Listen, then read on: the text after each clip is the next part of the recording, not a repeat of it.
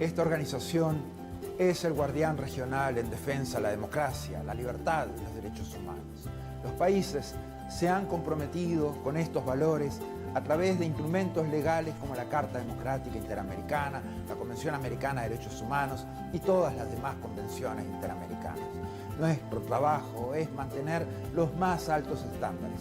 Debemos ser objetivos, analizar los hechos, denunciar cuando veamos corrupción, inequidad o amenazas a la libertad. En esos casos no podemos ser neutrales.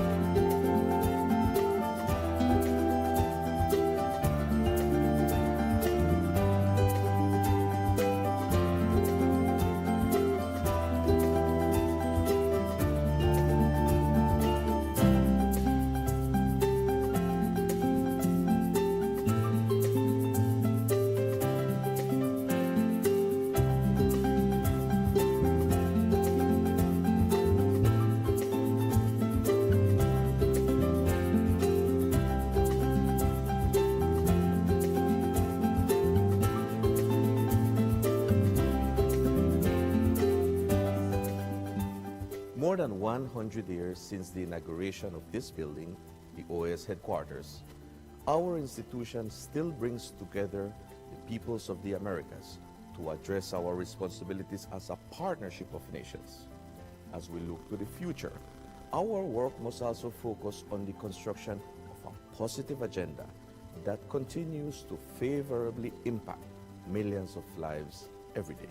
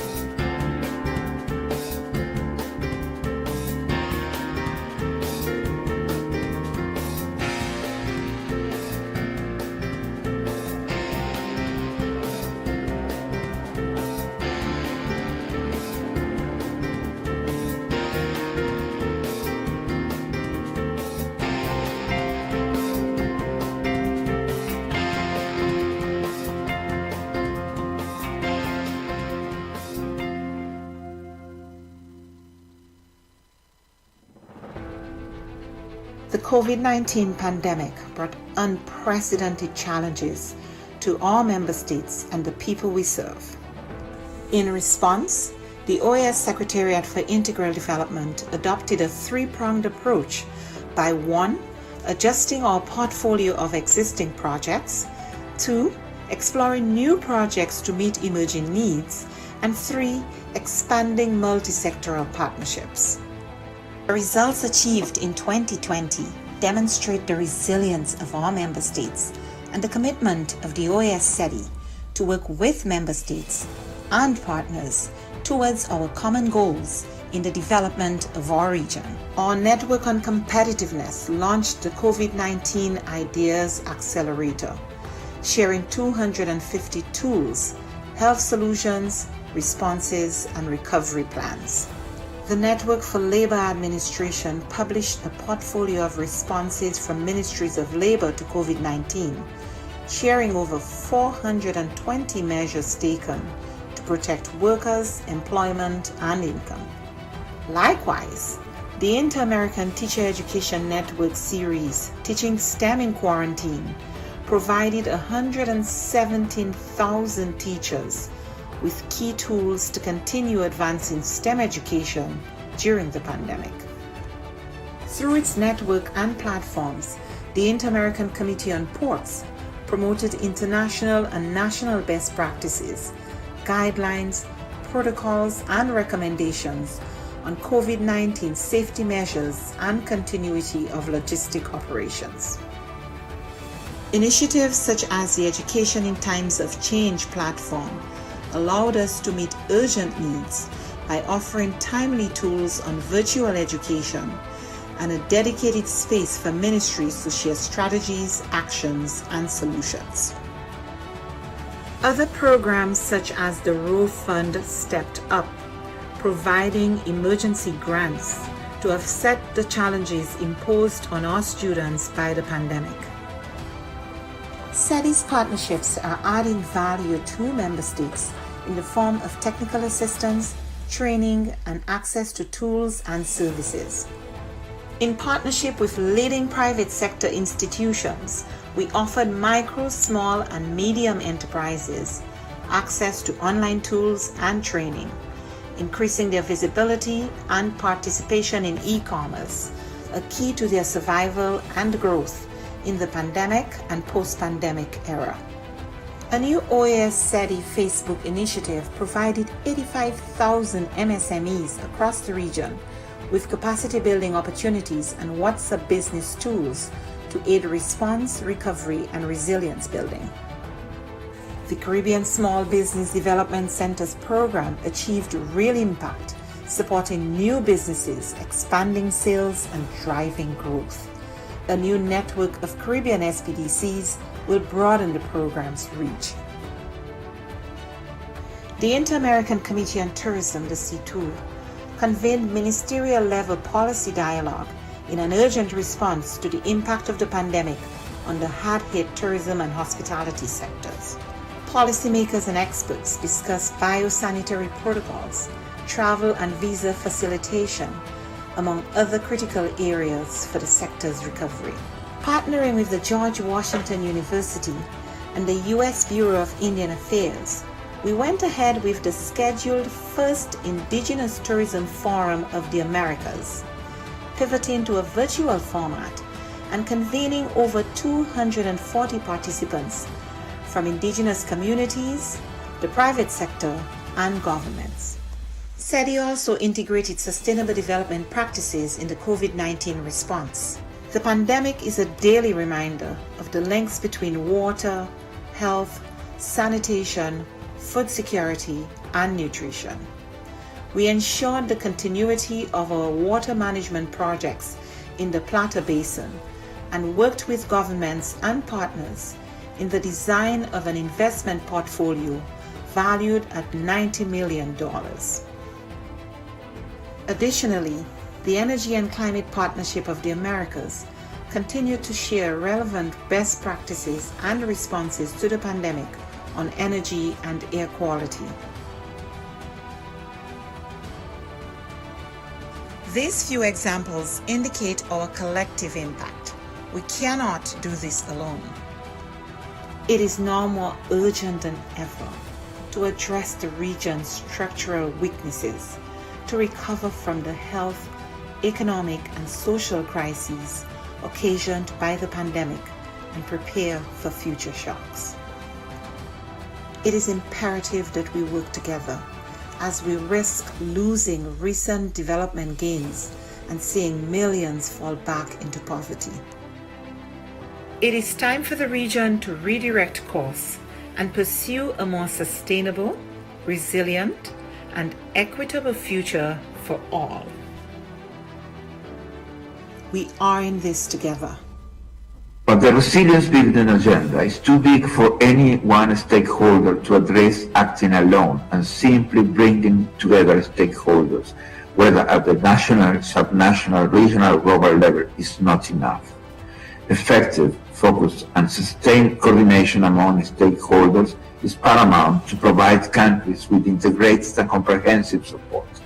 The OAS, as a hemispheric forum and honest broker, must continue to facilitate this process while we work with member states towards the attainment of the 2030 Sustainable Development Agenda.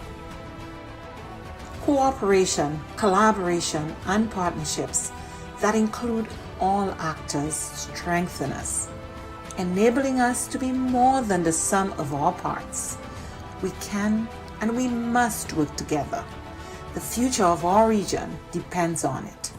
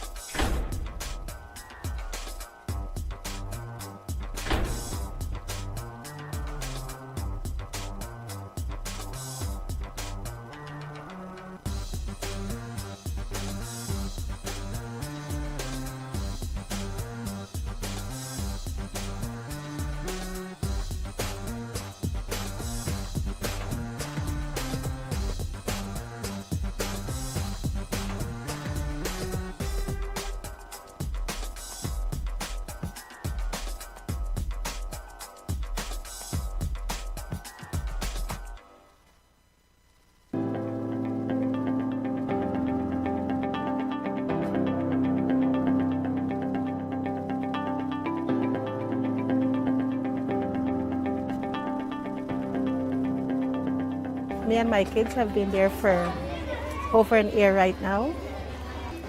And children are friends. It doesn't matter where they come from.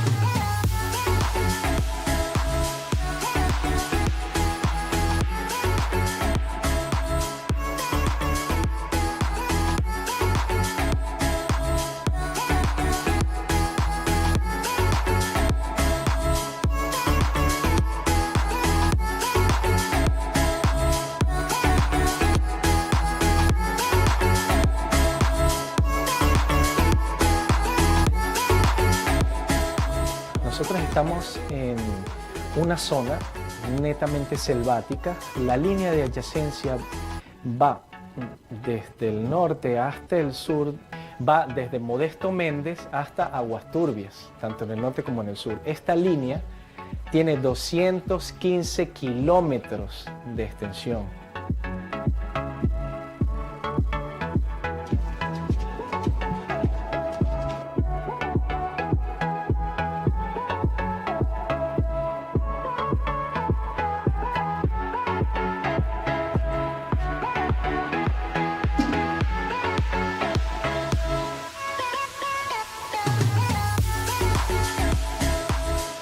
De allí vino él, se buscó creo con los de la OEA y de allí vino el proyecto para acá, para Judá. Y fue que lo dieron el terreno, y lo dieron todo que era mano de obra y el material para hacer las casas que están ahorita. Y por ese motivo estamos aquí viviendo todavía.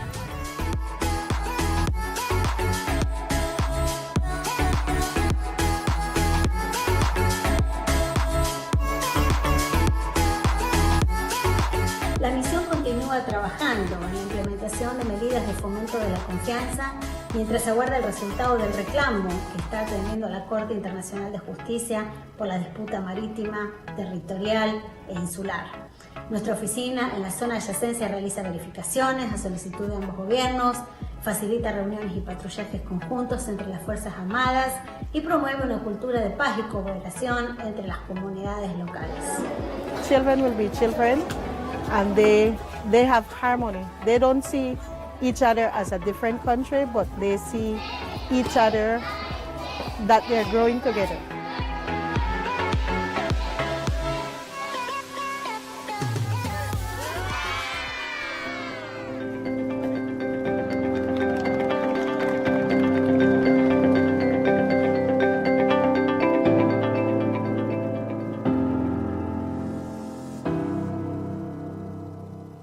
Este video fue producido con la ayuda financiera de la Unión Europea.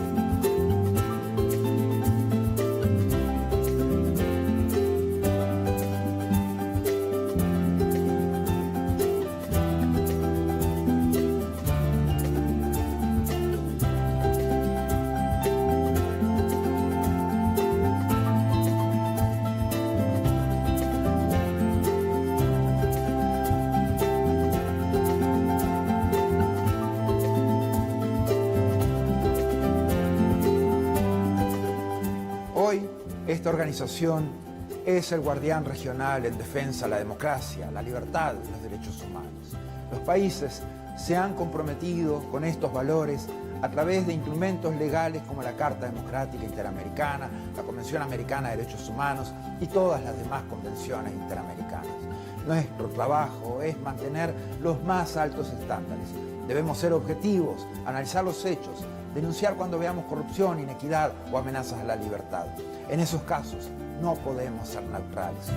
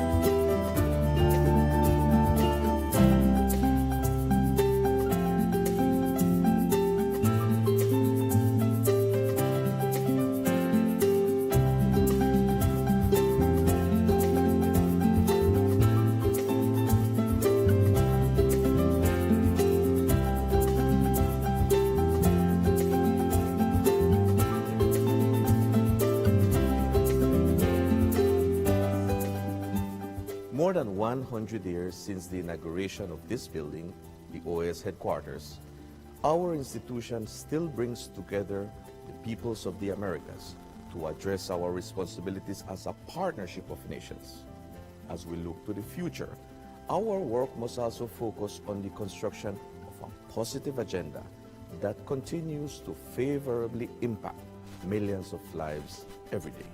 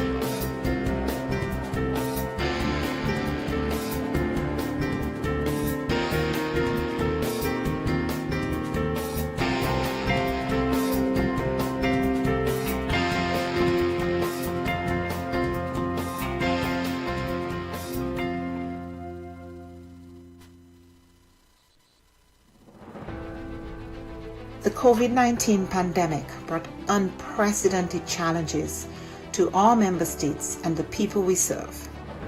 In response, the OAS Secretariat for Integral Development adopted a three-pronged approach by 1. Adjusting our portfolio of existing projects, 2. Exploring new projects to meet emerging needs, and 3. Expanding multi-sectoral partnerships. The results achieved in 2020 demonstrate the resilience of our member states and the commitment of the OAS SETI to work with member states and partners towards our common goals in the development of our region. Our Network on Competitiveness launched the COVID-19 Ideas Accelerator, sharing 250 tools, health solutions, responses, and recovery plans. The Network for Labor Administration published a portfolio of responses from ministries of labor to COVID-19, sharing over 420 measures taken to protect workers, employment, and income. Likewise, the Inter-American Teacher Education Network series, Teaching STEM in Quarantine, provided 117,000 teachers with key tools to continue advancing STEM education during the pandemic. Through its network and platforms, the Inter-American Committee on Ports promoted international and national best practices, guidelines, protocols, and recommendations on COVID-19 safety measures and continuity of logistic operations. Initiatives such as the Education in Times of Change platform allowed us to meet urgent needs by offering timely tools on virtual education and a dedicated space for ministries to share strategies, actions, and solutions. Other programs such as the Row Fund stepped up, providing emergency grants to offset the challenges imposed on our students by the pandemic. SETI's partnerships are adding value to member states in the form of technical assistance, training, and access to tools and services. In partnership with leading private sector institutions, we offered micro, small, and medium enterprises access to online tools and training, increasing their visibility and participation in e-commerce, a key to their survival and growth in the pandemic and post-pandemic era. A new OAS SETI Facebook initiative provided 85,000 MSMEs across the region with capacity building opportunities and WhatsApp business tools to aid response, recovery, and resilience building. The Caribbean Small Business Development Centers program achieved real impact, supporting new businesses, expanding sales, and driving growth. A new network of Caribbean SPDCs will broaden the program's reach. The Inter-American Committee on Tourism, the CTOUR, convened ministerial-level policy dialogue in an urgent response to the impact of the pandemic on the hard-hit tourism and hospitality sectors. Policymakers and experts discussed biosanitary protocols, travel and visa facilitation, among other critical areas for the sector's recovery.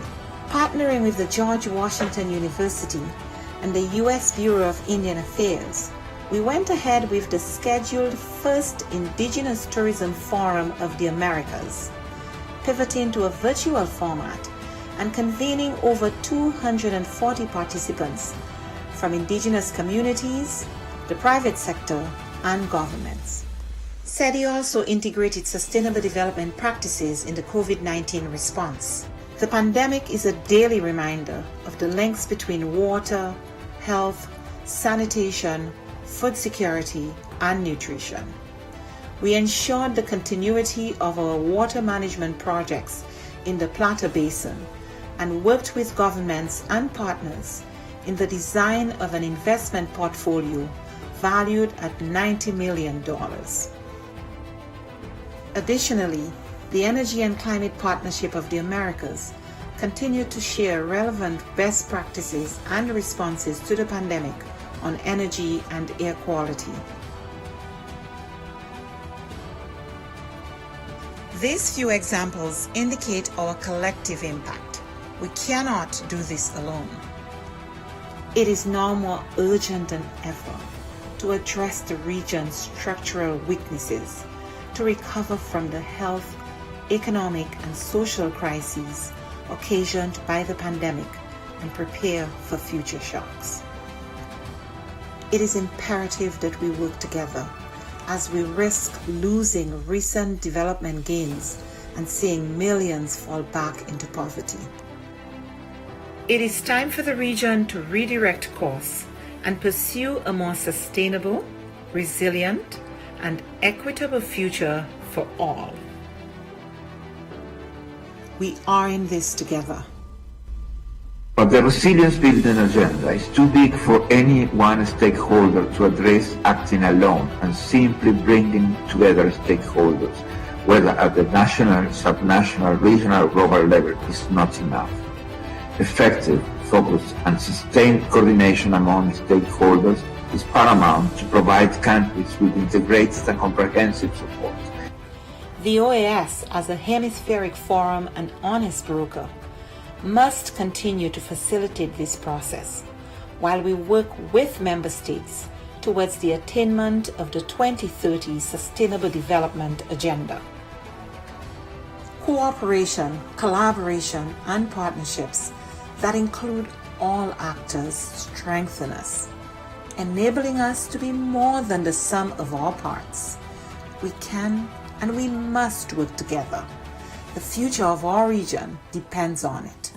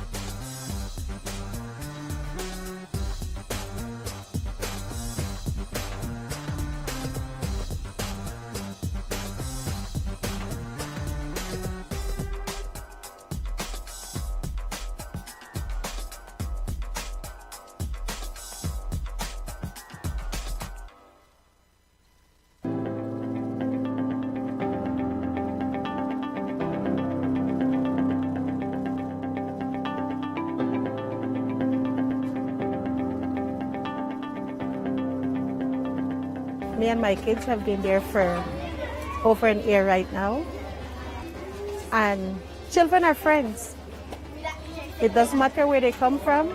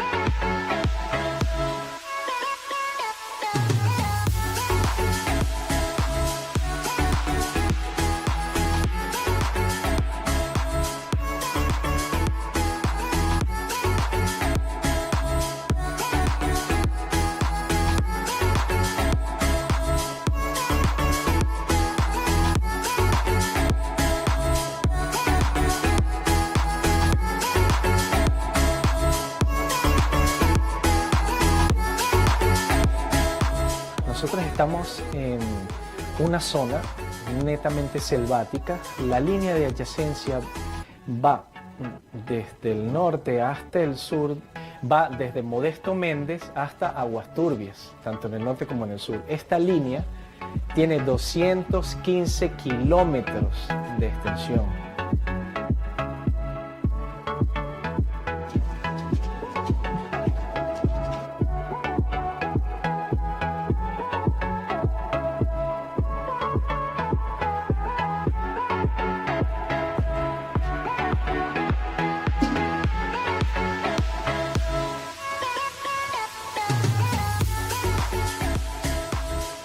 De allí vino él, se buscó creo con los de la OEA y de allí vino el proyecto para acá, para Judá.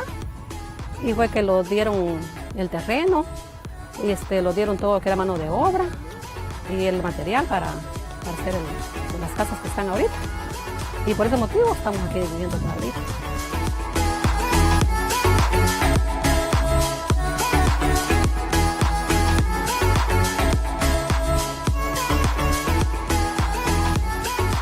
La misión continúa trabajando en la implementación de medidas de fomento de la confianza mientras aguarda el resultado del reclamo que está atendiendo la Corte Internacional de Justicia por la disputa marítima, territorial e insular.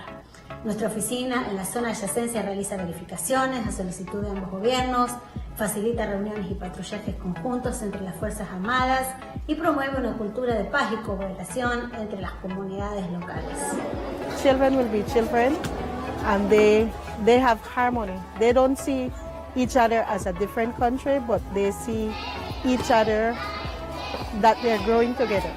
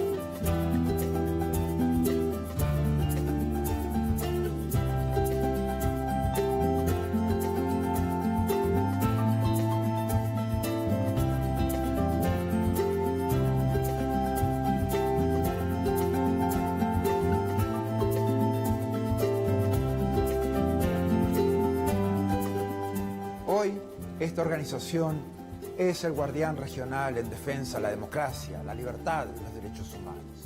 Los países se han comprometido con estos valores a través de instrumentos legales como la Carta Democrática Interamericana, la Convención Americana de Derechos Humanos y todas las demás convenciones interamericanas. Nuestro trabajo es mantener los más altos estándares.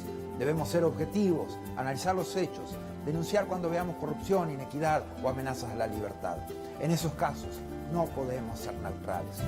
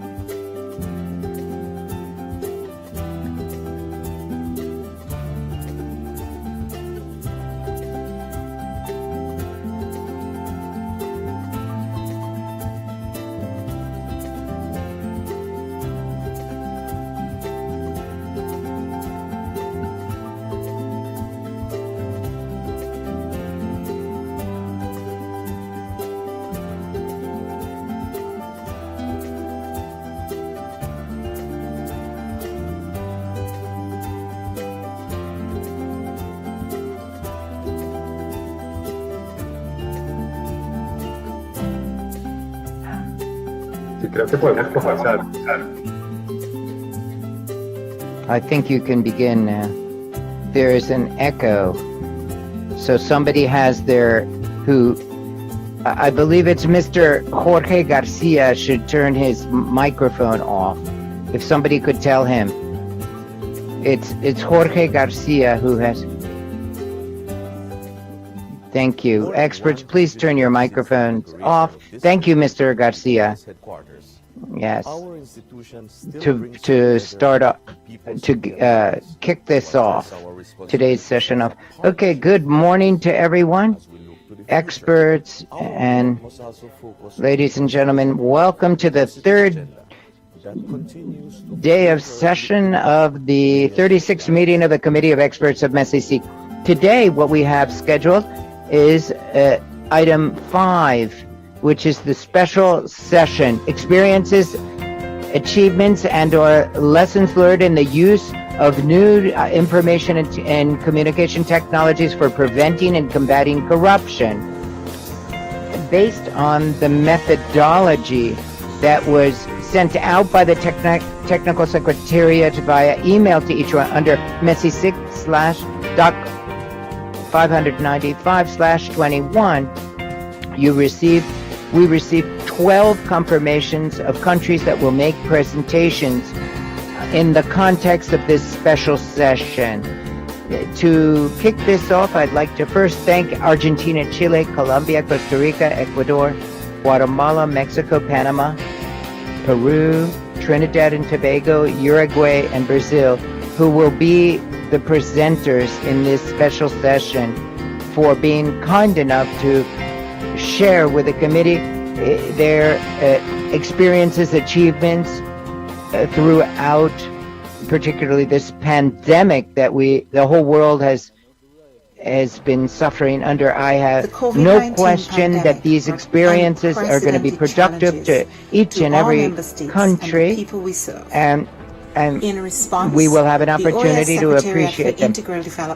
This chair would like to recognize at this time the effort of the Technical Secretariat in preparing this session, because I realize that in times of pandemic, it's right on target, results achieved in 2020, right on the mark to hold this special session with taking advantage of ICTs. We've all been forced, we've been compelled to make a foray in the world of ICT, whether we like it or not. But it's also been positive because it's opened up a whole world, new world to many of us. And I think it's going to be around for a while, I believe. So everybody had to adapt and overcome all of these issues. Iniciaremos con la presentación con el orden alfabético. We'll begin in alphabetical order, except for, excuse me, one moment as I clear my throat. except for a special request from the Inter-American Committee the on representative Ports of Brazil, promoted who would like to international and give national best practices. its presentation at the end, because of the person who's going to be making the presentation can't be there till the end, can't be join us till the end. And so we don't want to happen to us what happened yesterday with these presentations. We're going to conduct the presentations in the following way. Each country will be given 10 minutes to make their presentation, and they will be informed when 2 minutes are left, and 1 minute as well, another alert at 1 minute. And you will have to adjust to the time because many countries need to would like to give their presentation. With regard to questions, there are 12 presentations. So what we're going to do, we're going to have 3 different blocks of 4 presentations. After the 4th presentation, we'll open the floor to questions and answers to the prior presenters. All the questions should be asked to, and each person asking the question will say who their question is being posed to. After all the questions are posed, then we'll have a round of responses. And they'll all be together in a block, the answers to the questions. This will allow us to an opportunity. It'll allow an opportunity for everyone to ask questions. And so this will also allow for coming in and out of the session if necessary. In any case, the only thing I want to say to the presenters that when you're going to begin, turn your camera on and enable your microphone so we can see you and appreciate fully your presentation and your words. So we are beginning this special session and we will grant the floor to the representative of Argentina. Good morning to you. Good morning to everyone. My name is Sauro, and I'm from the Administrative Secretariat of Public Administration of the Republic of Argentina. First of all, I'd like to thank you for the possibility, both to the chair as well as the secretary, to allow us to share our experience in an area that's very important and interesting, and that is the use of information and communication technologies with regard to prevention and anti-corruption efforts. Corruption prevention and counter-corruption efforts. So, to a certain extent, we've been successful at dealing with management and access to information and open source data. And what's been interesting to me is, I think would be interesting to you is to share what we've done with our investment map, Mapa Inversión, a platform we created for citizens to be able to monitor what's going on with, I think it's unique in the Americas. But what we also did, we took it as a tool. It's part of a digital transformation we've been undergoing in the country. It's all part and parcel of the same effort. I also think there's a significant pending debt when it comes to technological tools. In some respects, infrastructure has made headway. In other respects, it hasn't. Digital solutions for documents and other administrative procedures, etc. But with regard to project management itself, technological tools in general have not been used. We're way behind in using this compared to other areas, especially compared to the private sector. So this investment map platform, Mapa Inversiones, we have been launched it in the Ministry of Argentina for public works, not only for hiring. There's a lot of invaluable experiences, but also for other procurement areas and other executive branch projects. And because often these change over the course of the cycle of implementation of the projects. And so this way you can follow the investments of the government. So I find it's important to use such solutions because this improves management and people become part of access to information, and they feel that their ownership of public works. It's not like exactly like access to information tools. It's which are parallel. These are parallel tools. Often access to information is just with regard to fraud or corruption are used in one particular way, but what this is allows people to feel greater ownership in public investment. So this allowed us to integrate this and make it available,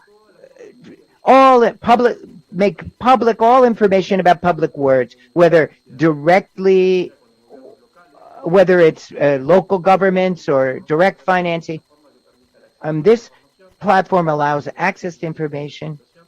It is interactive as well.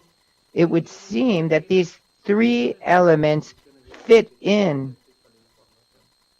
the general idea of providing greater access to information.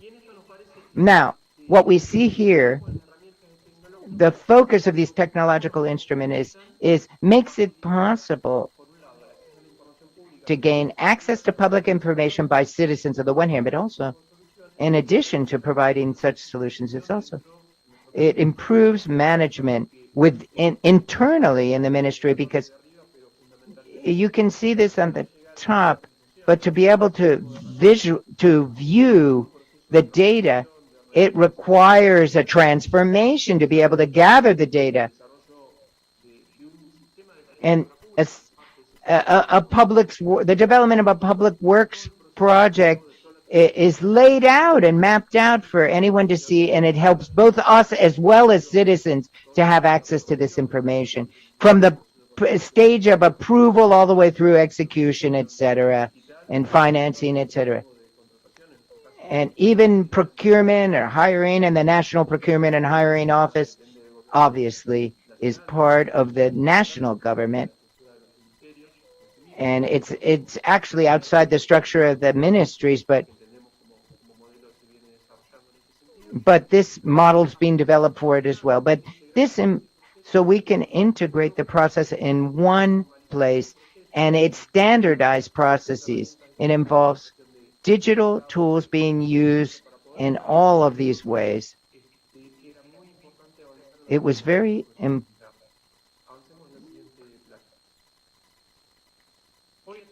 So through Mapa Inversiones, we use this technology, and much of public works ministry has this kind of solutions to it. It's very easy, readily available, very intuitive. It's very much easily available, and access to information about public policies as well. Obviously, it's geographic. It maps out where works are, etc. So details about the public works, specific characteristics, whether it's roadways or whatever it is, or if it's part of the healthcare system, it could be any type of works, and what jurisdiction it's relevant to, etc. We set it out typology, we lay it all out. And physical progress, financial progress for the actual work, whatever the nature of it is. And this is a mobile app as well, and it can be used on a mobile phone. and all photos and images that are used for monitoring are uploaded and they're available anywhere you connect to this Mapa Inversiones. Also, hiring and procurement can be viewed through this platform as well. So, not only does it have this information, but it has a citizen involvement or participation module.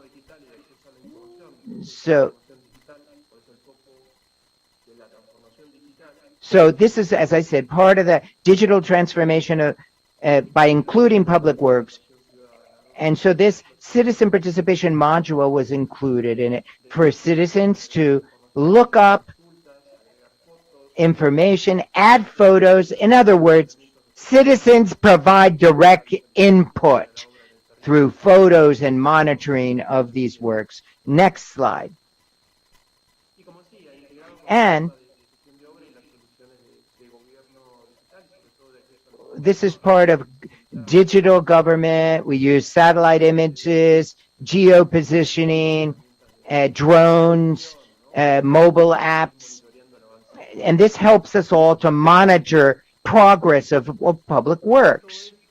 Okay, today, this is Mapa Inversiones in our country in numbers. We'll show you here. So as of August of last year, it's the first year of implementation almost. So today, automatically this updates as of September 1st. We had 2,153 works, more than 1,366 projects. And you can also look at hiring, 2,370 photos, 40 videos were uploaded through this app. And let's get to the next slide. So when you contribute to this type of technology for the purpose of preventing corruption, basically it facilitates access to citizens at any time, provides access to information about public works and other public information about the work. And so we try to integrate all internal processes with citizen-related processes. It's fundamental for prevention of corruption, as I've been pointing out. Access to information is paramount to the success of this effort. And citizen consultation, citizen oversight is what is a major component of this. And we understand that the main challenge to public works is the transparency agenda. It often doesn't jibe with this. And so the decision making often has to do with public investment and the Ministry of Investment Policies. And for greater clarity, more information is provided about these areas to the citizens so that they are able to be part and to be oversee, so to speak, this. So the more information, the better. And it has a heavy impact in improving and enhancing public, the business of government. And so that's the end. Mapa Inversiones, that is my presentation. Thank you. Thank you very much, Argentina. Guillermo Saura, Dr. Guillermo, very interesting. This investment map platform, I was surprised by the ability of citizens to make comments and add photos about the public works.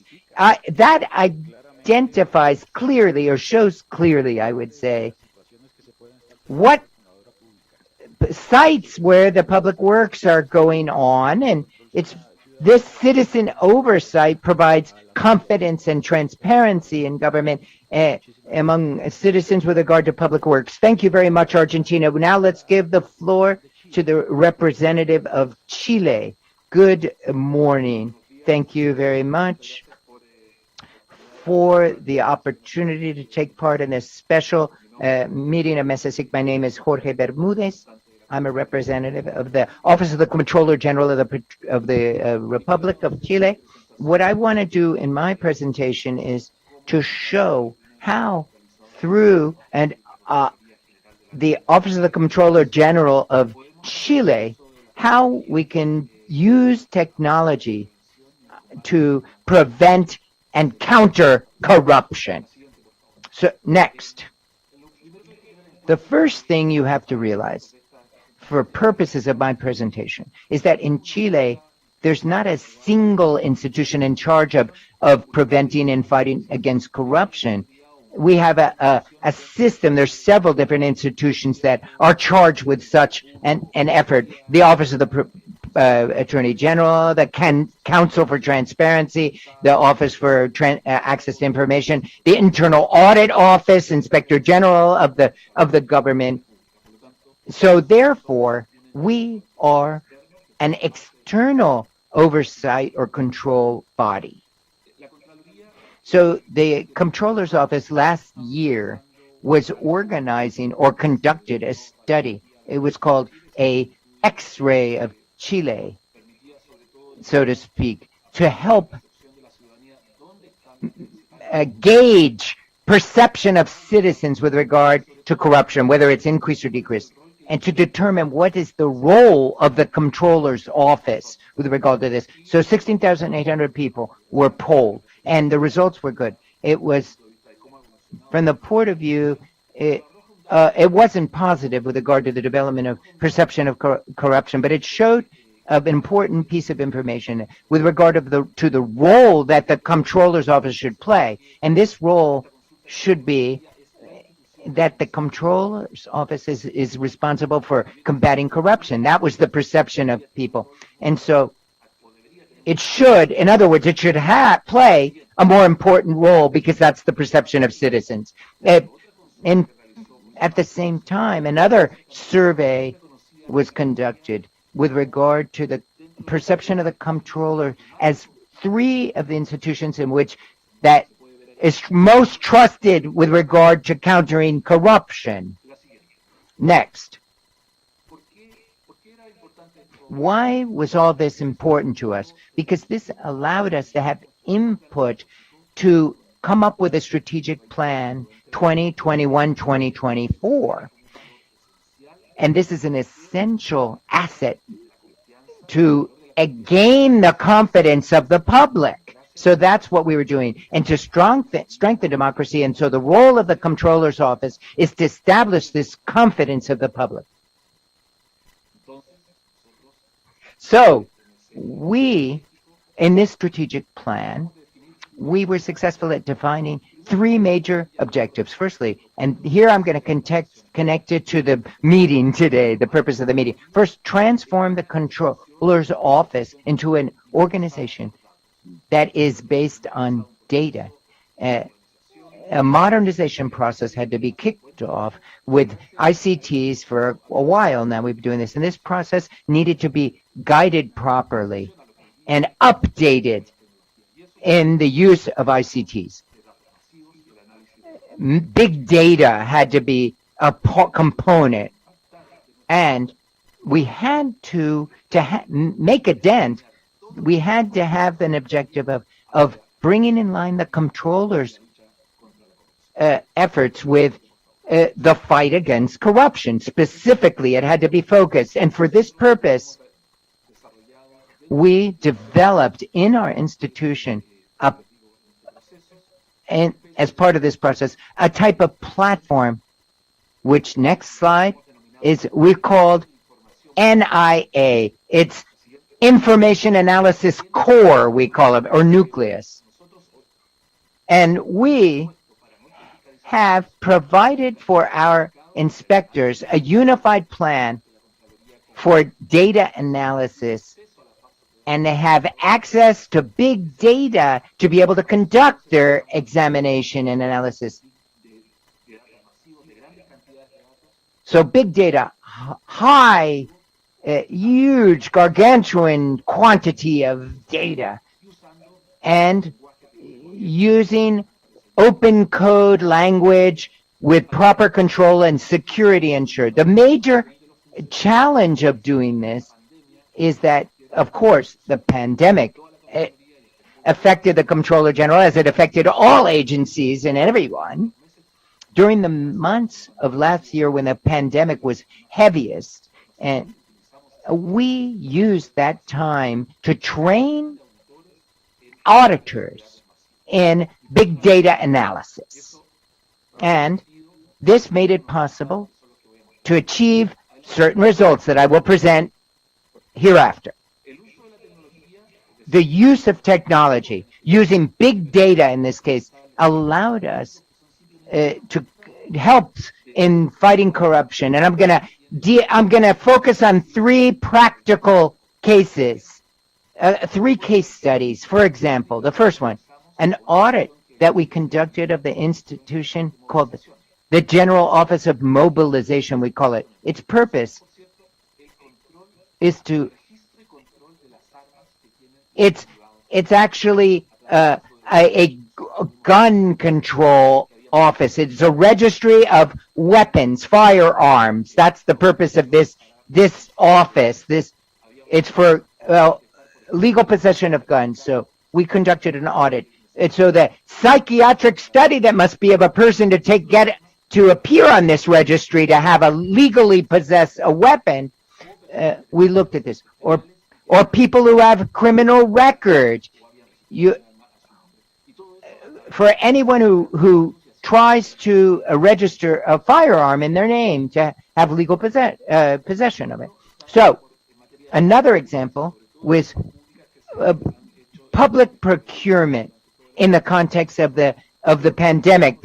Procurement of food, boxes of food. There was a program.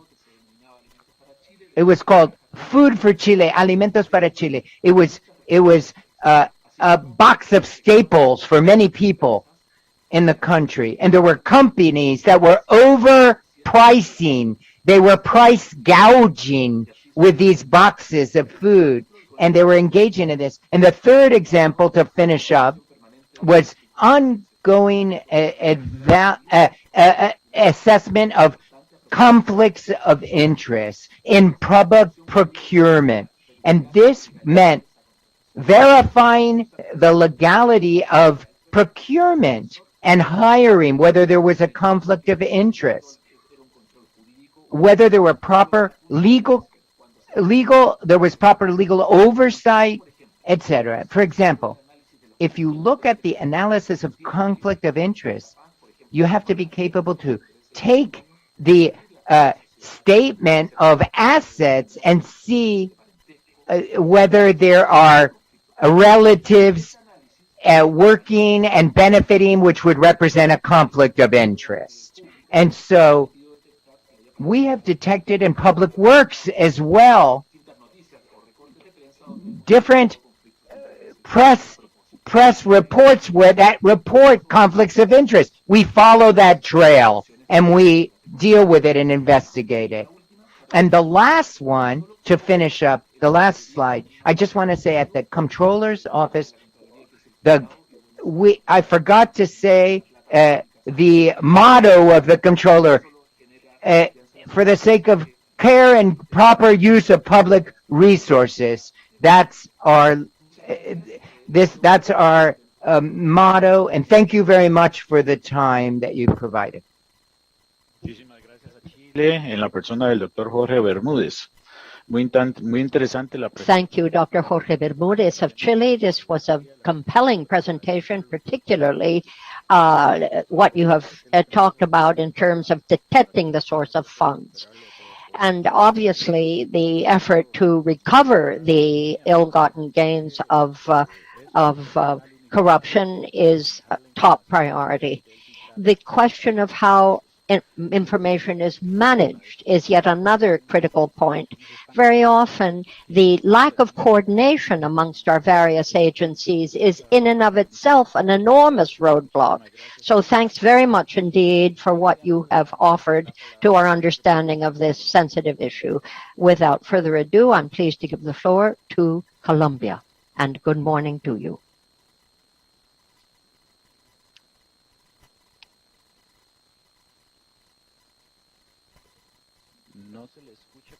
We cannot hear you, Colombia. Not yet.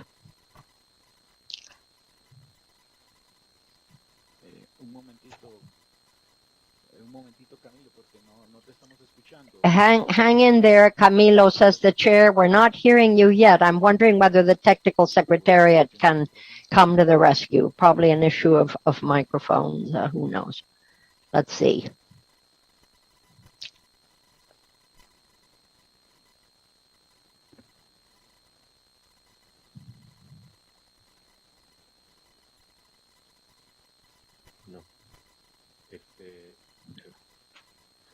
Colombia, Camilo, Jaime, por favor, si es tan amable. Camilo, can you hear us? We don't hear you, Colombia. I'm terribly sorry. Says the technical secretariat. I'm wondering whether you could connect your earphones. Maybe that would help.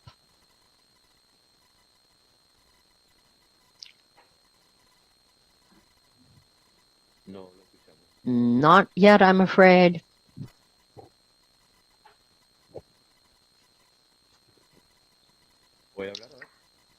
Can you give it another shot? Nope. Nope. Sorry about that, Camilo. Not having any luck here.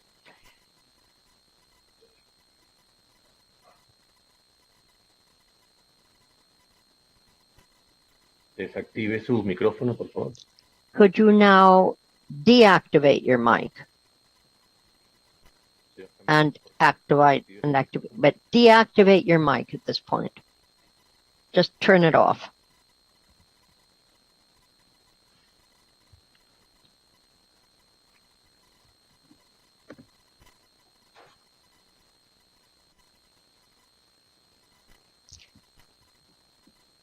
Actívelo nuevamente. And could you now activate it?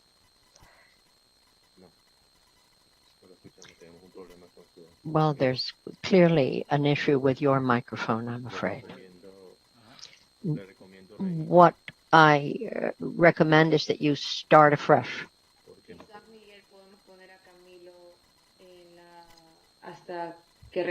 I'm wondering, says the colleague in the technical secretariat, if we could put Camilo lower down on the list until we get this sorted and then move on. That's the suggestion.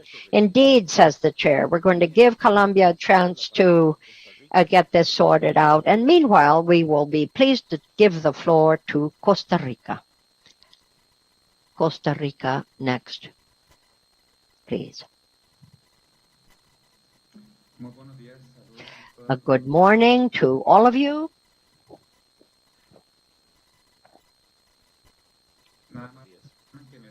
Good morning. Can I be heard? Loud and clear. Yes, indeed.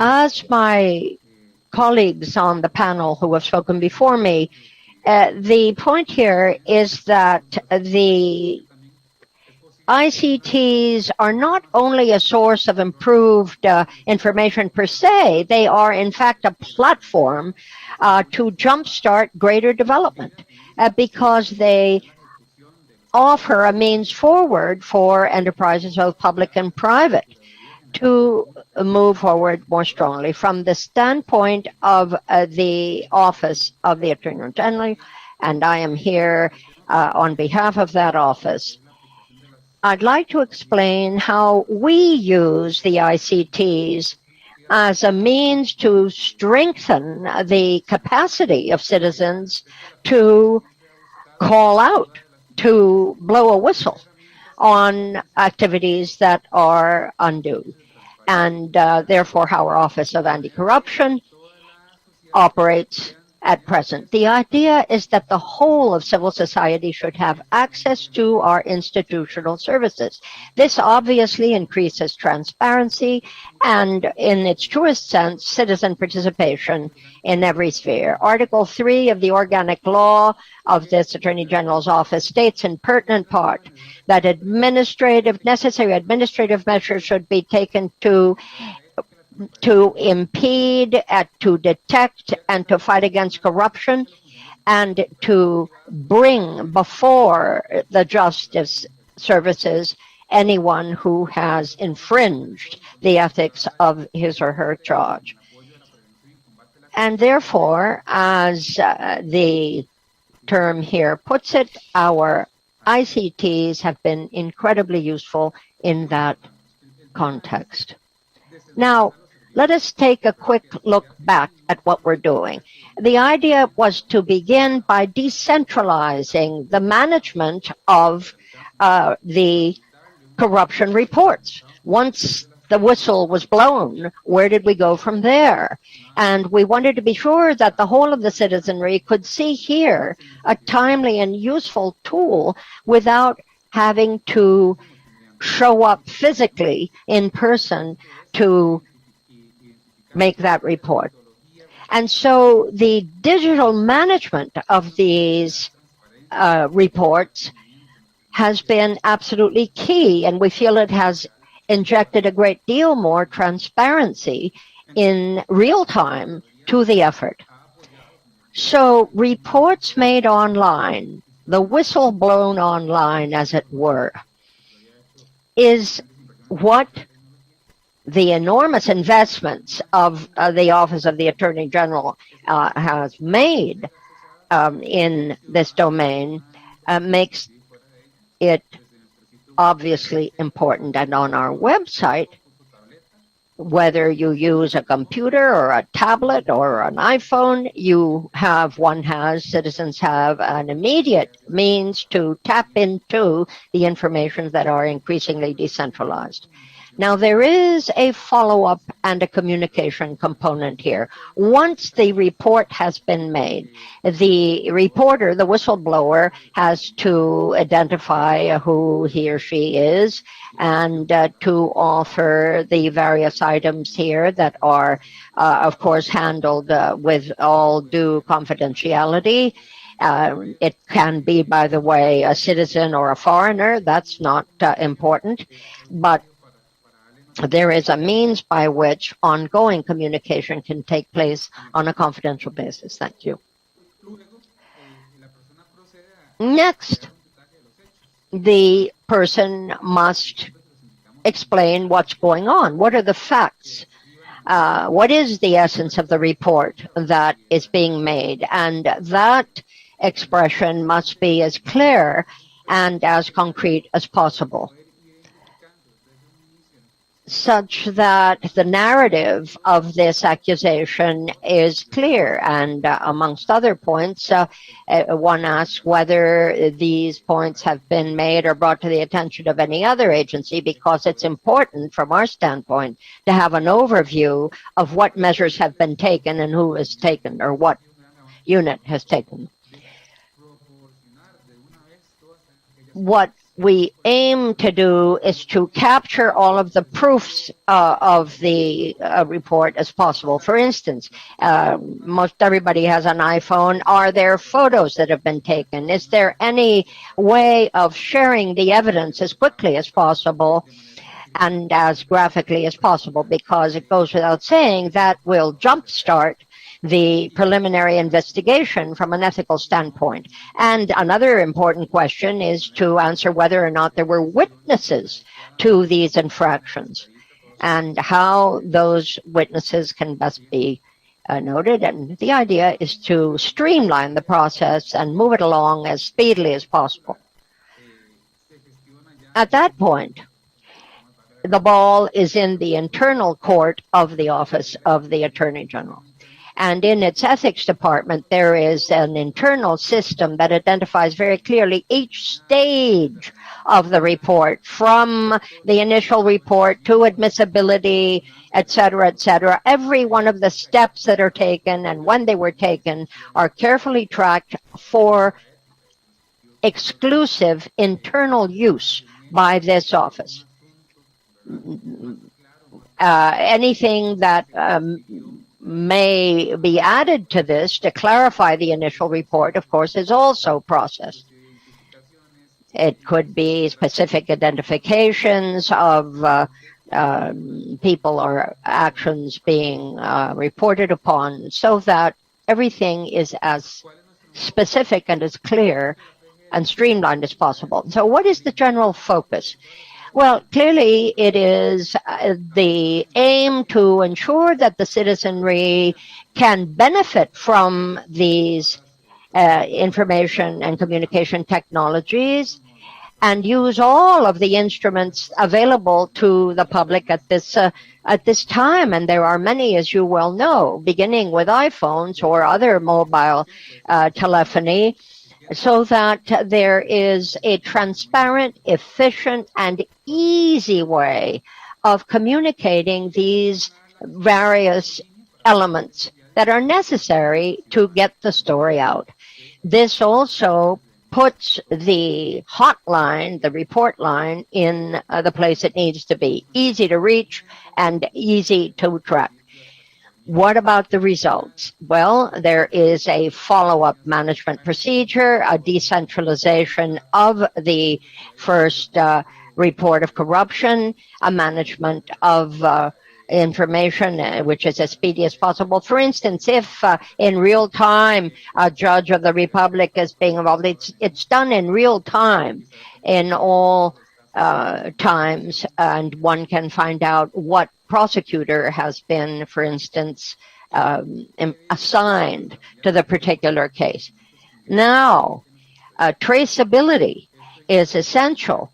One wants to be able to follow the unfolding of each one of these steps, documents that are made possible in the various files, so that at the end of the day, the research is as transparent as possible. And all of this is in a digital file, so that the Office of the Attorney General of the Republic, through its ethics unit, is in as strong a position as possible to meet its goal. Thank you very much. I hope this was of interest, and I stand ready to answer any questions later. Thank you very much, Mr. Andres Perez, Engineer Andres Perez. You have certainly shed a very clear light on making citizen denunciation as easy, as painless as possible. Because after all, they are the citizens, our eyes and ears.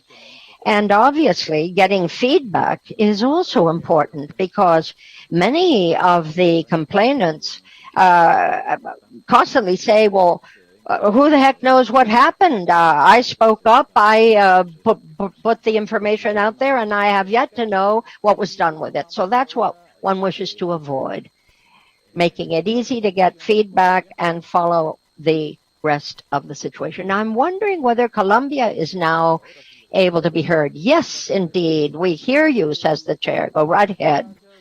Thank you. It's a privilege to be with you. I warmly greet the Secretariat, the chair, all of the experts who are with us, and my fellow panelists who are sharing our respective best practices. I think it's fair to say that the whole of Latin America and the Caribbean are on the same wavelength. We are working to ensure that our public policies are in the best place possible to succeed. Here's the presentation on anti-corruption in Colombia, and this begins with our anti-corruption portal. When we took office, we had two goals. First of all, to increase transparency such that the citizens and the civil servants themselves could have a better grip on information and how it was processed. The second point was to provide the necessary means by which that corrupt act might be tracked. So the tools to be able to move forward for the sake of anti-corruption. Now, 3 years ago, we set up the PIA by its acronym in Spanish. It's the Open Program on Action, so that we could have interoperability in our database. And we launched, at the end of last year, early this year, a second version of that first exercise, and we focused on 4 main services that the citizenry looks to and that each are necessary for the kind of oversight that we're talking about. First of all, you have the reports that are made. That is the actual denunciations, the reports of corruption. The offer, of course, is there to make it an anonymous reporting, but we believe that better integration and streamlining is in order, and we're doing that. Next, there is a question of getting a good sense of how and where these reports are being made. And so we have a map, as you can see there, the map of Colombia, and in the blue or dark purple dots, you see whence the reports have come, and this is accompanied by some indicators that I will explain in more detail in a minute. So here you have the functional framework of these reports. The acronym in Spanish for short is PACO. We draw up reports on the basis of information we received by the different entities or companies or individuals. We look at what sanctions have been imposed on those firms in that department or township, depending, what fines have been levied, what public procurement contracts have been offered, who are the contractors, etc., and what modalities of public procurement have been followed. Has it been a direct contracting, or has it been through bids, a bidding process? And so all of that is listed there so that we know what we're talking about.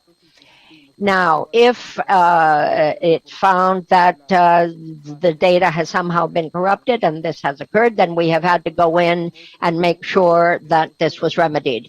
The next stage is the actual reports of corruption. There is a special button, a feature that is easy to use for that to be reported. And I'm sure this is true for everyone. Very often one doesn't have the necessary time, place, and other important set of details that one wishes to have in order to avoid rumor mongering and confusion. You want to get your facts straight as much as possible from the get-go in the process of making a report of corruption. There are then the important steps under monitoring, moving from left to right in this graph, that maps out in an interactive way the information that comes in, and it is, as you saw earlier, it is reference as to where the incident took place.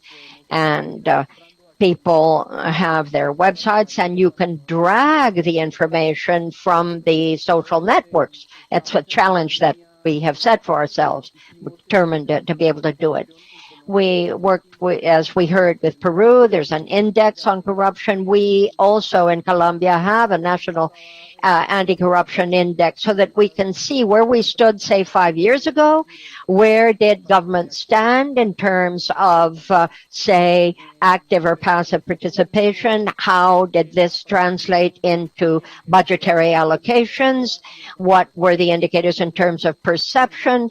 And what was the indication what are the indicators of open government? We unified all of this to get our statistics. We have now looked at 86 entities to draw up roadmaps. This year, we have determined to focus on about 170 townships, which we have looked at very carefully so that we can cover all 100 at the end of the day. When we first launched this index of anti-corruption, we were operating on hard data in order to offer a counterpoint to the perception indicators. And of course, our indicators of open government is essential in that list of important steps. Now here you have Paco's interface. As you can see, up above, you have a search of people or firms through public companies, through entities, whatever entities, and there you have a drop down of a number of critical data, what warnings have been made, what fines have been drawn up, etc. And the information is there in terms of what was contracted, what number of contracts were offered, what they meant in terms of money, and then one can disaggregate these broad data and handle it more usefully.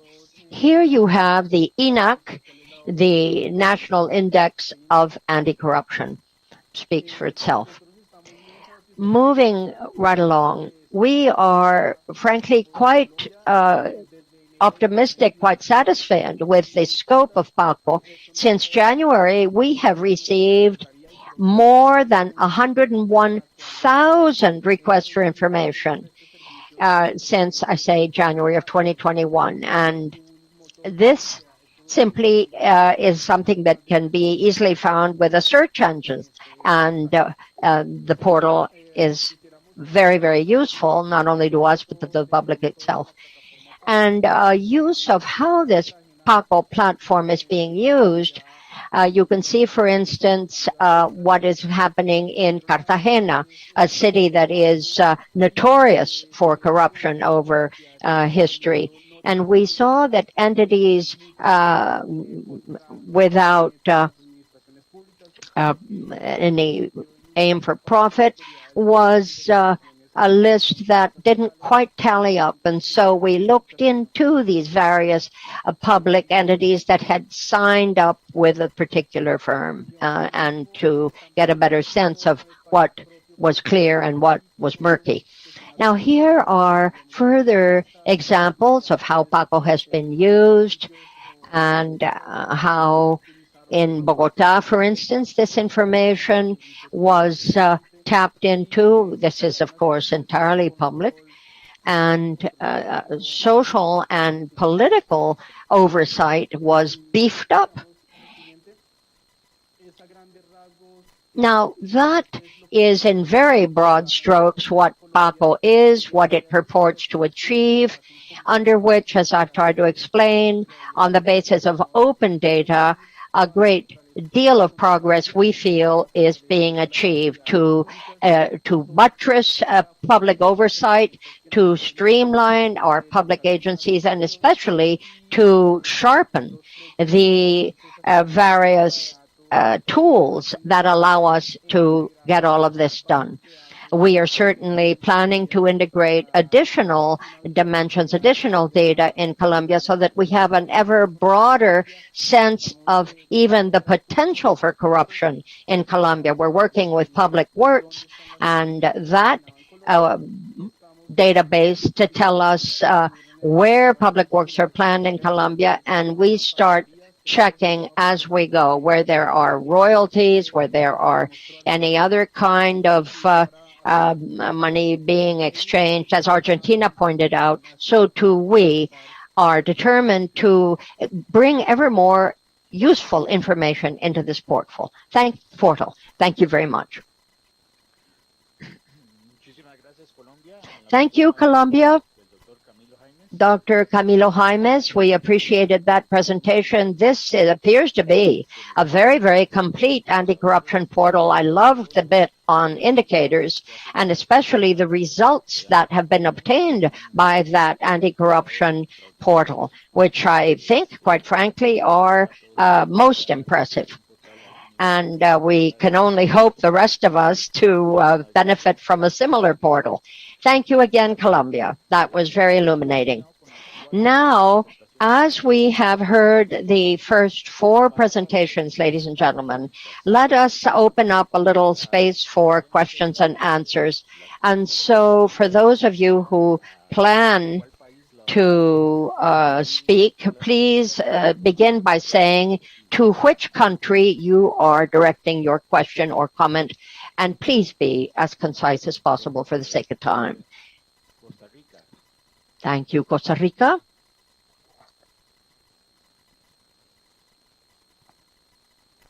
Can't hear Costa Rica, so sorry.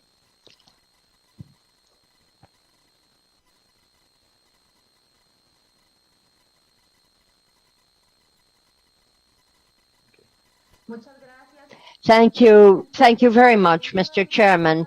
The question that I have goes to Argentina.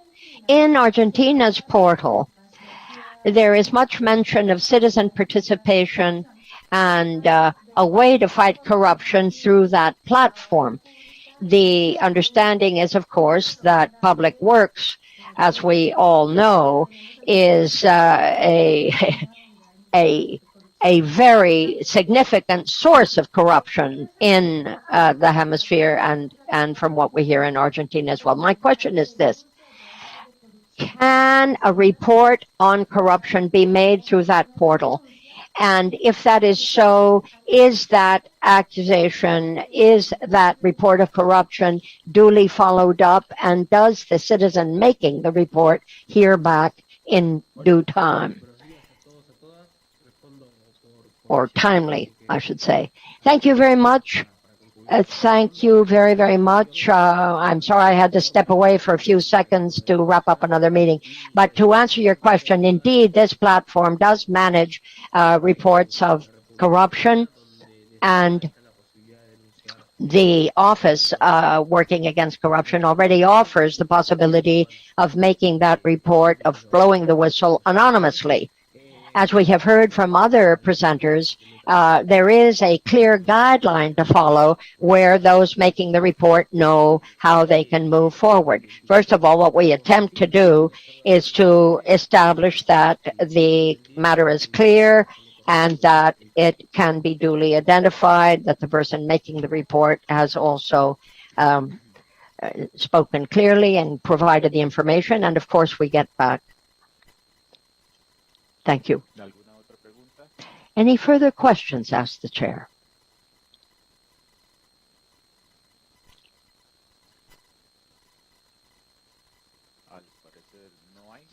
Well, it appears not.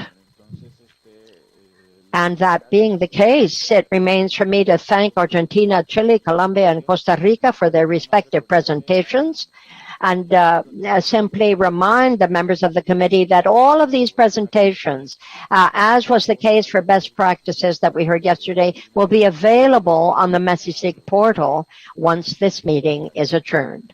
Thank you very much. Let us go on with the special session, and let me now give the floor to Ecuador.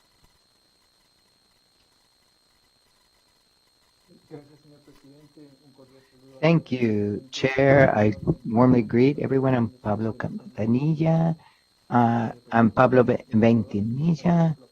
I thank you for allowing me to share my experience and with regard to digitalization of paperwork of the state as a means of fighting corruption. Ecuador as a country has been worked in simplifying paperwork and has viewed it as a way of countering corruption to implement strategies using ICC to reduce susceptibility to corruption.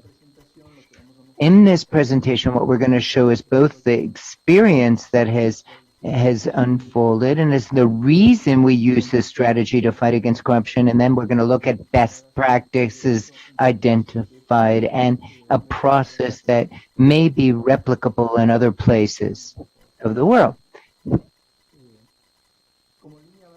As a baseline, we have these statistics from Transparency International.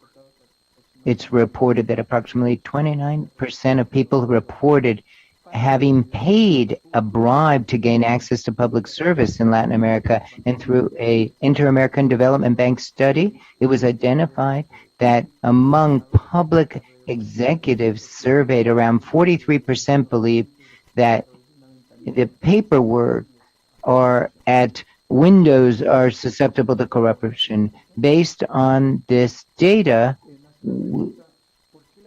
we ask, why would digitalization of paperwork as a key tool to combat corruption? Digitalizing paperwork allows us to reduce several factors, which are several points where corruption could be rife. What does digitalization enable? It enables reducing time and complexity of administrative procedures. The citizen is not going to be forced to pay any bribe to hand in paperwork. Time is reduced, and this is more efficient. And we registers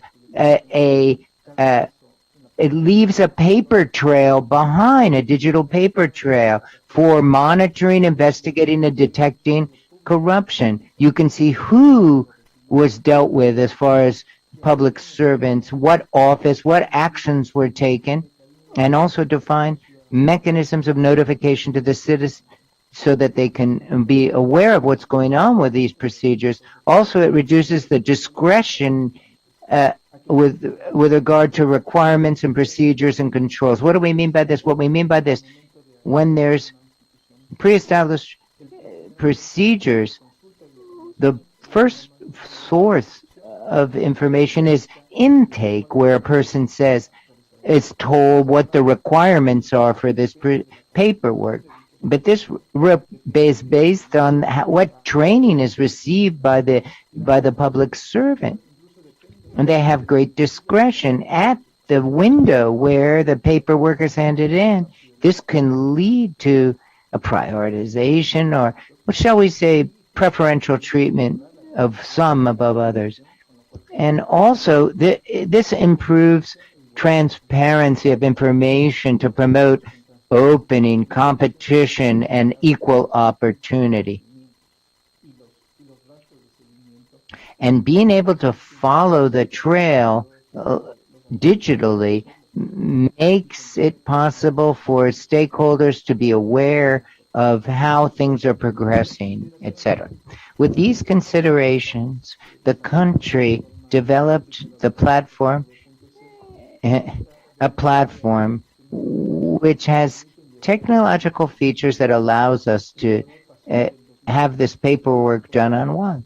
21% of the executive functions are online, and by 2021, we're hoping to have 80% of all executive branch procedures to be digitalized. This will make it possible for public agencies to be more efficient, swift, and particularly help to mitigate corruption. What does this platform look like? Well, first, registers, land registries. That was one of the first procedures that was digitalized. The organic law of optimization of efficiency of paperwork, it creates the single registry of procedures of Ecuador, of the entire state. This is an organic law, and so it covers all state agencies of the judiciary, the legislature, and the judiciary. So the scope of this registry provides for the right of citizens to have information. So it's a registry of a digital registry of all procedures. This enabled us to centralize, not only centralize, but improve governance with regard to information. And it also allowed for a legal framework so that published information was binding.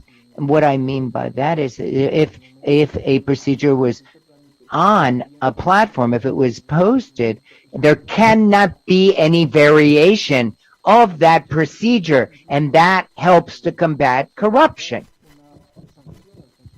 And if any public servant does deviate from the procedure, they are subject to sanction. Also, we developed guides to enable public servants to implement these new procedures. We allowed for electronic signatures. In the past, citizens had to go to a window to sign, and now we allow digital signatures. And now we can, any applications that used to be filled out manually are now filled in digitally. And these go to a database that can be viewed by citizens and by the public institutions. Of course, keeping private information confidential. And lastly, certificates, 2 more minutes. And so there's unique code. We also created a mobile app of gov.cc, and training programs were for public servants to be able to operate all these. And we're also enabling online payments. As you can see, this tool has had an impact since 2020. More than 8 million procedures have been open, and the mobile app, 105,000 plus downloads, feedback from 1,552 citizens, and electronic signatures, 1.3 million, and digital licenses, more than 48,000. And this is with the most in-demand procedures that we have done this. Lessons learned from this process? Okay, so we cite this sentence: technology is a substitute of sometimes a lack of moral quality and ethical quality of persons. A machine is not bribable. That's Vicente Fox, ex-president of Mexico, who said that. One of the keys we've identified for this experience to be successful is that institutions no longer have to invest further in other technology, and it enables citizens to in a simple and understandable way, citizens can do the paperwork electronically, and when they put this information in third-party hands, there is protection, there is security, and there has been political will of the political echelon for this to go through. It continues to evolve, and we've seen impact indicators that are significant, that are very tied to these electronic procedures in the digital government we have put into place. And how public institutions have worked on digitalizing all of their procedures. We've seen that it will hit 100%, and this will bring down potential for corruption. Additionally, this platform has been integrated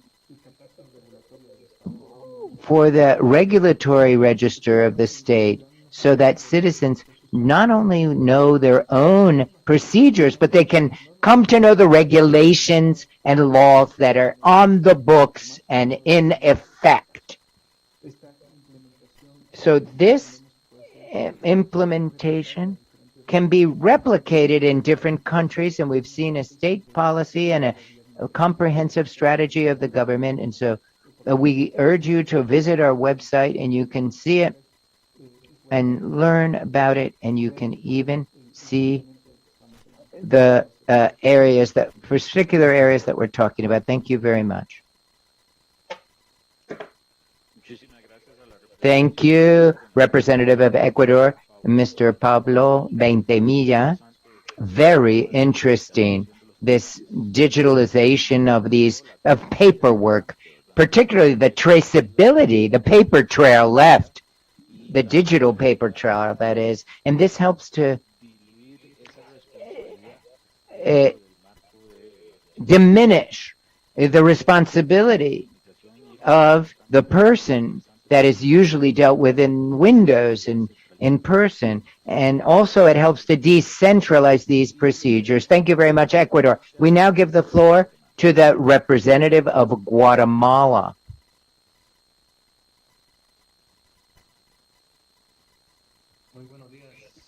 Good morning, everyone. It's a pleasure to join you this morning and talking about best practices through digital platforms and electronic devices that have been put into practice here in Guatemala. Next.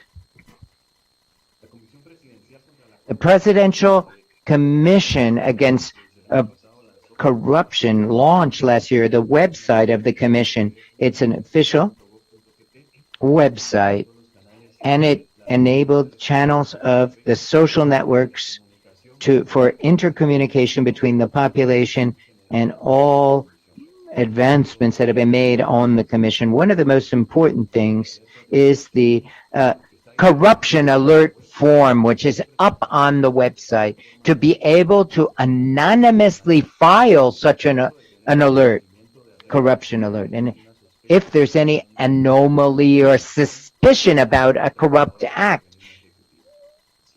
among public servants of the executive branch. Next, we also installed a button on each web page of the executive branch. This button, alert button, redirects you to the Anti-Corruption Commission of the President's website to be able to file a corruption alert. And this also allows the population to be in real time up on what is going on being done by the Commission to combat corruption and the status of the investigations or etc.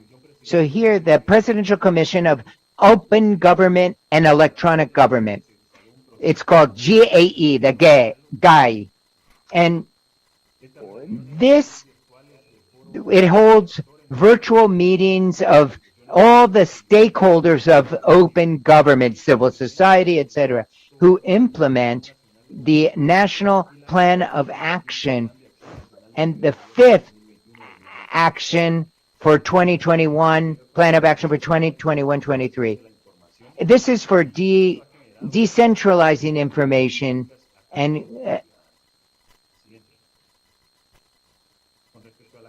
with regard to the Office of the Comptroller General, it also has its electronic communication system in place. It was created under a Resolution A009-2021, and it includes electronic notifications, the use of government audits, which creates the ability to find deficiencies, and developing the use of electronic signature. It's a tool to prevent corruption, and has made it possible to disseminate the use of this. And also it's been helpful with the pandemic to disseminate the protocols that were put in place by the government. The Ministry of Public Financing, through its budget transparency portal, provides access of information to strengthen transparency. And for social auditing, there's been many results. It has diminished formal consultation internally and externally because the information can be immediately, readily obtained through this portal. Thus far, more than 15,000 visits have been registered for students, public officials, etc., have been use this platform. We've also there's two trust portals of public finance ministry. This is so that in real time citizens can anonymously see how public resources are being used. This was designed to be used, these databases which come from business intelligence, and the benefits is that the citizens can engage in social auditing, that is oversight. Next, the Office of the Attorney General of Guatemala has a new institutional website, and this meets the needs during the pandemic of customers, and it allows for teleworking and allows all work to continue during the pandemic. Next, a digital platform called iAlert. I complain, I report, yo denuncio. This covers the entire country. It's optimized for mobile devices as well. And there's been a high percentage of complaints filed through this. And there's another one called Ayuda GT, Help Guatemala. And this is for whoever feels has been a victim of crime, and Spanish and 4 indigenous languages. During the pandemic, it's provided uninterrupted service in keeping with the criminal prosecution policy of the state. And also, this is our pension system. There is and this is for civilian pensions. And this has helped to consolidate information as well as protecting it, guarantee of accountability, and prevent loss of resources. With regard to the judiciary, through open justice policy of the judiciary to strengthen access to justice of all people and to respect their human rights. There were 2 campaigns launched. One was I am the judiciary, yo soy OJ, and the anti-corruption campaign as well, to create a culture of corruption alert filing. Next, also we open training courses with the different technology platforms, and this is to raise awareness of public servants and so that they provide quality service. Next, the tax administration superintendent's office has created electronic tools and systems for fulfilling with tax obligations. There's been an app created called FEL, as well as electronic billing. You can pay your tax bill electronically, and this helps taxpayers to fulfill their obligations and see the status of their payments. Next, likewise, SAT has used ICTs to follow the ethical performance of personnel of the SAT, the Tax Administration Superintendent's Office. When illegal acts may have been committed, to save the proper image of the agency, people are able to electronically issue alerts. And the Bank Superintendent's Office has developed a mechanism of electronic corruption alert. And this applies to when there's suspicious transactions, and electronically between the Office of the Attorney General and the Bank Superintendent's Office, there is communication, and this is seamless through this electronic means. information is captured from clients to be able to sanction individuals and entities that break law and engage in corrupt practices, as well as the public servants. This is all done very timely fashion, and this helps to monitor behavior and performance of interest. This is all I have to say about best practices with regard to the use of technology in Guatemala to combat corruption. Thank you very much, Guatemala. And Oscar Davila, very interesting form that you use to combat corruption, and the issue of virtual meetings and hearings is also highly important. A clear example is what we have here in Mestizic. We're doing this as well virtually. We're holding this meeting. And of course, all of these platforms that have been developed by your institutions, the education platform really caught my eye. And I asked whether wouldn't it be important to bring this platform into the schools, because corruption is a cultural issue. There's a lot of cultural facets to corruption, and the way to tackle these problems, and this would be a way of cleaning things up throughout countries. Thank you very much, Guatemala. And now we'll give the floor to Mexico. Thank you very much. Good morning. Good morning, Chair.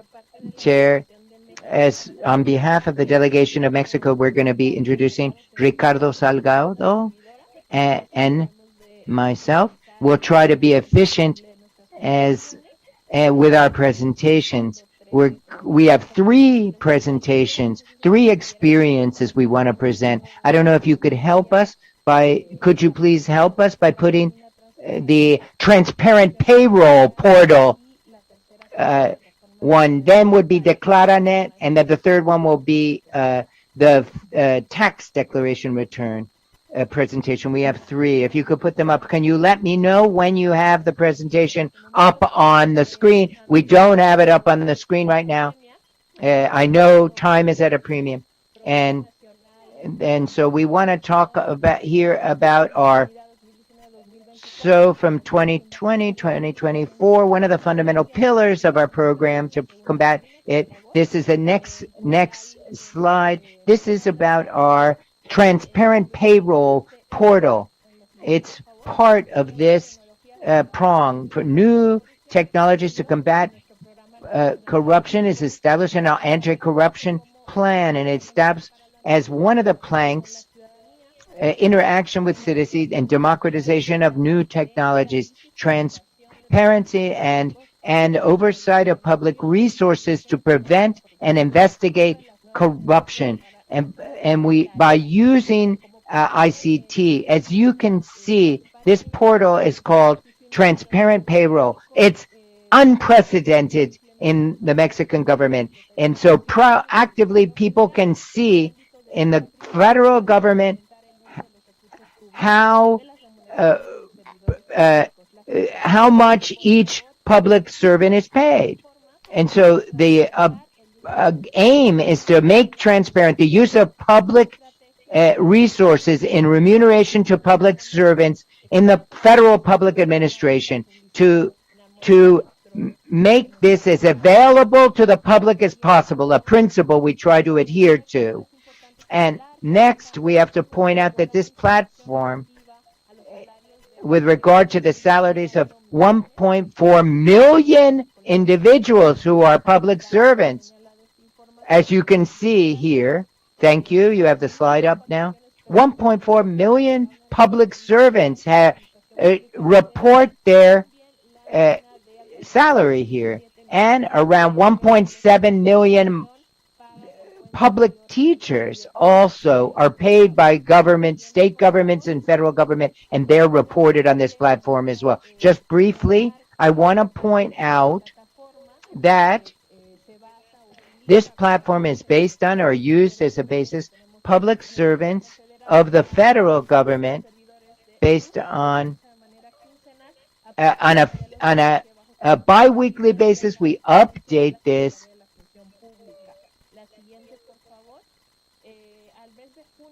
As of July of 2021, this platform was launched in April of 2019, and we've received more than 6.7 hits and views on the website, and a total of 3.5 some odd users that have benefited from the system. And usually a visit is a little more than 2 minutes. That's the average, and it provides accessibility to the public in a short amount of time. Next. And we continue with the presentation of DeclaraNet, which is the next asset declaration and conflict of interest declaration. We just want to mention that there was a system to electronically present assets, but based on our constitution from 2015, it was established that all public servants have to declare their assets. In this regard, currently, let's go to slide number 3. We have 3 types of declaration, which is part of the law of liability. There was a change each in May. On a yearly basis, a new declaration of assets has to be issued by each public servant. DeclaraNet is a system to present the assets of public servants and the conflicts of interest of public servants under a national anti-corruption service. The idea is to gather this in a nimble and simple way that allows this to be an input for other investigation processes, because this investigations are shared with the financial intelligence unit and other agencies to provide greater transparency. It is interconnected with the national digital system. I'd like to describe on the next slide where we show the challenge that we face in Mexico to include new declarations, types of declarations in this platform. Around 300,000 public servants as of 2021 were on this, and we have well over 1 million public servants, not only in the federal public administration, but add to it as well. It's being applied. This new format and system of declaration of assets is being done in the municipalities and the states as well. And so there are some that have done so, other states haven't. You can see here which states have complied and which have done some. And now I give Ricardo Salgado the floor to continue. Thank you.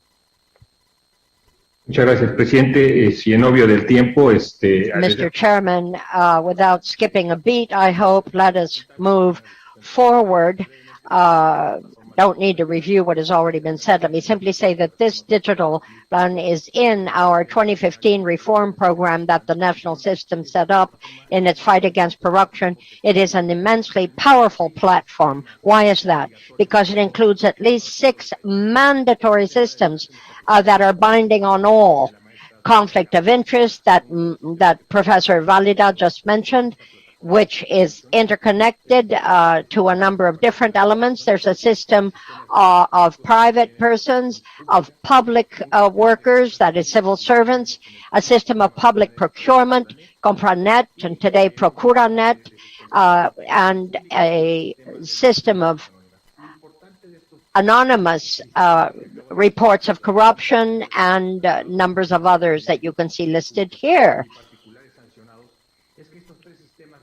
These 3 major systems are in the hands of the civil service system. I can tell you we are way more ahead. The speaker is clipping along. Here we are.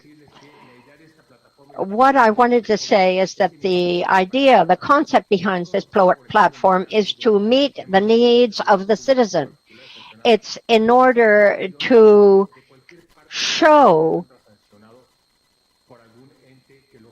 that if an individual or an entity has been looked into, this can be tracked. We sometimes have individuals that are working in one state or in one township and then move somewhere else because that system is not yet implemented well. That was then and now is now. This system is now mandatory for the 32 entities, for the Federation, and for state powers as well. We are not the owners of this information. It is managed by us, but as Professor Dalida said, the information is absolutely responsibility of the public service platform. We have hotels.com or any other messenger system that operates in the same way. We've sought to make this as user-friendly as possible in order to make it more powerful and more useful. We have systems 1, 2, and 3 that are already interconnected, and we're trusting that the various different entities that are waiting to be interconnected and other powers will do so quickly. I hope I have reviewed as much as I could, as quickly as I could, and I hope it has been useful. We have a system, as I say, in which 1, 2, and 3 have already been developed by us, as a matter of fact, by this part of government, and this is offered to citizens or non-citizens. Anybody can log into this dashboard and use it. When you're looking at tax reports and people who have been fined or what has happened in the end to each of these. Thank you very much, Mexico, through Professor Dalida Acosta and Dr. Ricardo Salgado. A fascinating set of data. That system of the transparent payroll system is, or the transparent payroll portal is particularly striking. And under Declaranet, well, it just underscores how important it is to keep at it, to keep improving on what we've already got, which has been a very good start for many of us. All of these systems, and particularly the overall focus that is being offered now, empowers the citizens. This is the name of the game. We want to empower our citizenry so that confidence can increase and the reporting of illicit acts can be quickly passed on to who needs to deal with it. Panama is next, and I'm pleased to welcome you, sir. Good morning. I'm Juan Pablo Rodriguez. I am the Director of Access to Information of the National Directorate on Transparency and Information. We're going to talk about the acronym Anti-Smart CID and share our experience on our fight against prevention, fight against corruption through prevention. What is our Anti-Smart CID? It is an initiative that will facilitate access to information to the citizenry and that offers all of that transparency in one place. It's a one-stop shop, as it were. From the moment that we entered into this in Panama, we realized that many of the various actions that we were taking to fight corruption were in fact not being sufficiently used because of a lag in technology. The monitoring was carried out manually, and where there had been reports of corruption or alerts of corruption, it basically had to be done in person.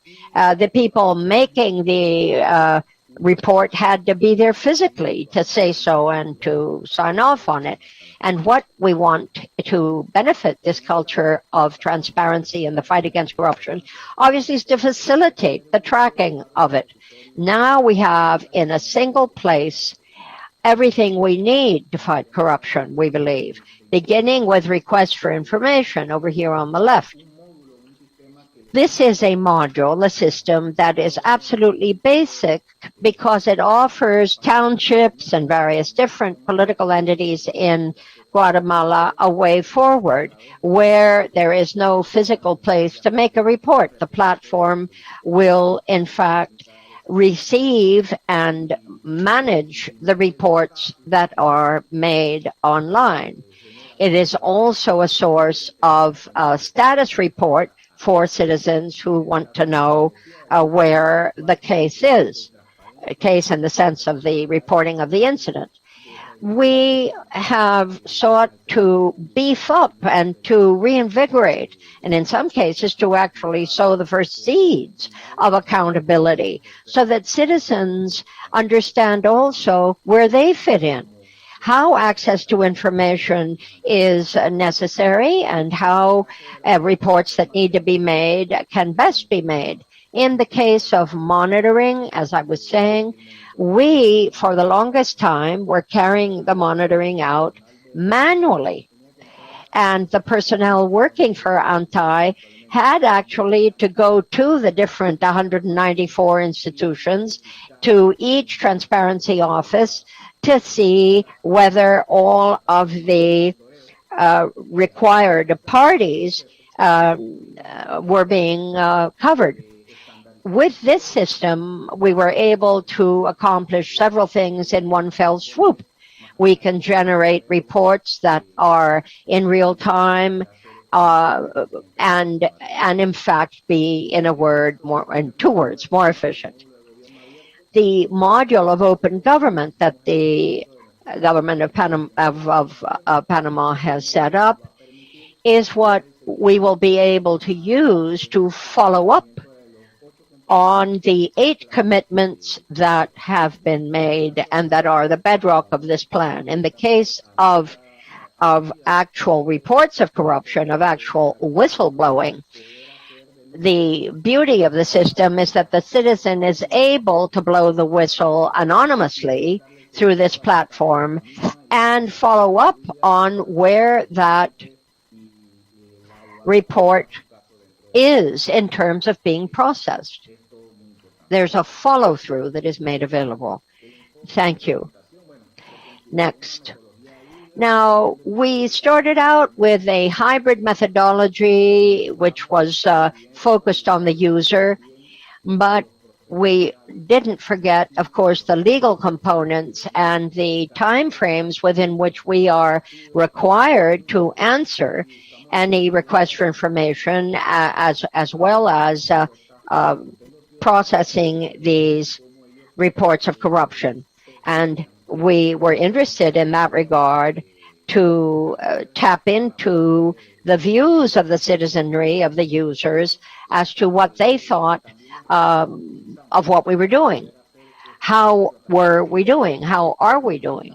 And so the platform, we believe, makes that tracking and feedback easier. In the case of accusations being lodged, reports being made, we were much aided by the Inter-American Development Bank and the Trust for the Americas, and MESICIG itself was very, very useful in lending us the necessary modules that made citizen access very much simpler, particularly in this pandemic era. The 4th plan of action of our open government benefited from the Trust for the Americas that made the model available, and particularly as regards transparency, which was buttressed by our AIG and our module on transparency. Now, given that structure, what has our experience, in fact, given us? This has been, without any question, the greatest rub. We have got several modules which do involve directly tapping into ANTI, Smart CID, search for information. That has been a particular headache because we need to work with other institutions. We need to get a better grip on how these other institutions work, what their links, what their institutions, how can they promote and protect access to information. And in terms of the actual steps to take to have access to those institutions, as I say, quite frankly, that has been a tall order. We've had a pilot phase with a couple of these institutions, and we're moving along, happy to say. In terms of lessons learned, well, it is clear, of course, that after all is said and done, there may be clear lessons done, and that those lessons may be, in fact, imported into the modus operandi of institutions and the lives of citizens. This is where clearly our ICTs are essential.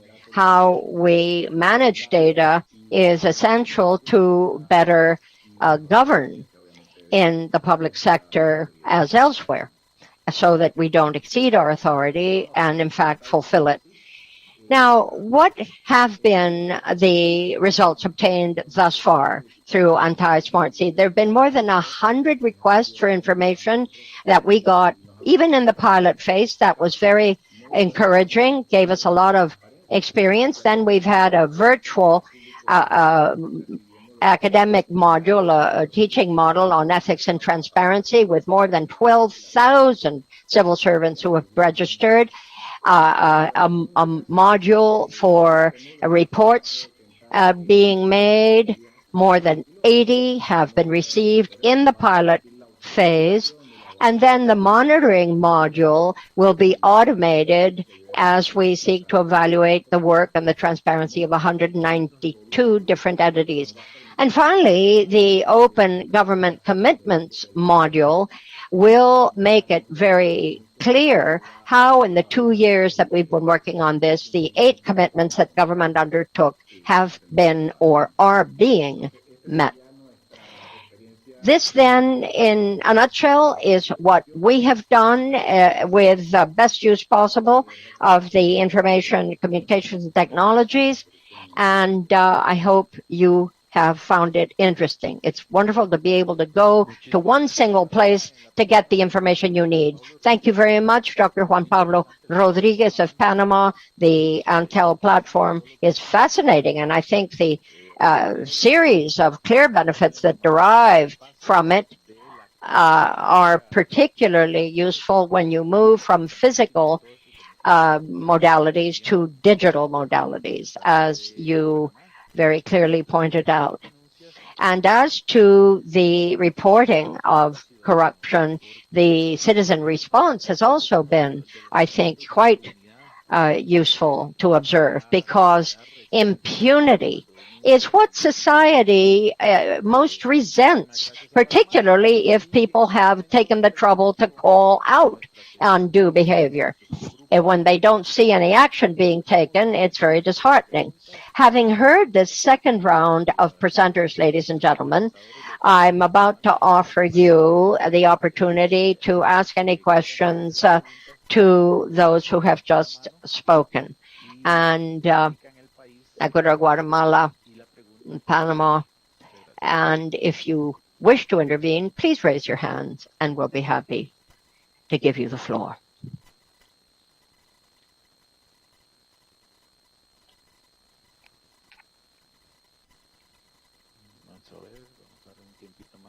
Let's give us another little bit. But in fact, I do not see any hands being raised, so we can now close this second space that had been reserved for questions to the presenters, and we can move ahead with Peru for... Oh, but I'm very sorry, says the chair. I now see Guyana asking for the floor. You have it. Thank you, Mr. Chairman. I apologize for being slow on the uptake. Thank you very much. I'm delighted by the contributions and the presentations made by the various countries. And as a country ourselves that's moving in the direction of open government, there have been some very interesting experiences. But as we're all basically developing countries, I have two questions to ask. One is that in all the design of open government and increasing transparency and accountability and reducing corruption, one of the challenges is the availability of our people to the internet, to Wi-Fi, and the limited connectivity in many parts of the country for our people to access it.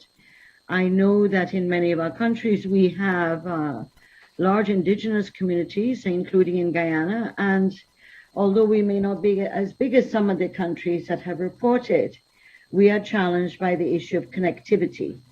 And that is one of the, stumbling blocks in moving too rapidly to open government, and not to, therefore, the digital divide will exclude many people from accessing services. And so that's one issue. Does the digital divide in your countries, or is there any digital divide in your country? Maybe you're far advanced.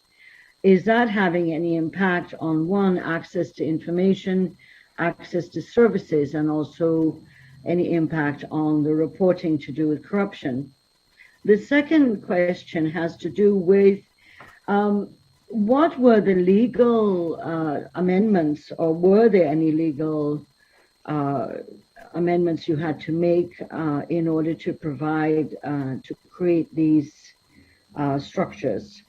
I'm sure there were a number of legislative changes that had to be made to allow for such interventions and innovations by your government. Were there any challenges in regard to that? Thirdly, in all the studies that have been done, included by World Bank, on ICT and its use as a tool to reduce corruption, there were a number of basic things that were found. One was that certainly it helped in transparency and accountability of government in regards to procurement, tax administration, human resource management, etc., and certainly improved the level of information available to the people. However, in the corruption context, it was found to be more helpful with regards to the detection or reporting of small crimes, small areas of corruption, such as what may be bribery at the official levels, particularly at the lower levels of the public service. But it was less effective thus far, as this is relatively new technology in many countries, in exposing and revealing areas of larger corruption. The other point I thought, that last point in that, is that I thought one of the advantages of all these interventions, which sometimes we forget to focus on, is that it saves money. It leads to greater accountability of the use of taxpayers' money, but in many cases it saves money, and it provides in many cases for the citizens to observe the execution of projects and construction works, and to report what may be shoddy work, etc. This has been found to be an important asset in regards to use of ICTs, particularly at the grassroots level, where they have available access to internet and do not feel intimidated to report such cases. So I just thought, Mr. Chair, I'd ask those questions to all countries that have presented before, if any of these issues I'm raising are relevant, and how have they addressed these. Thank you, sir.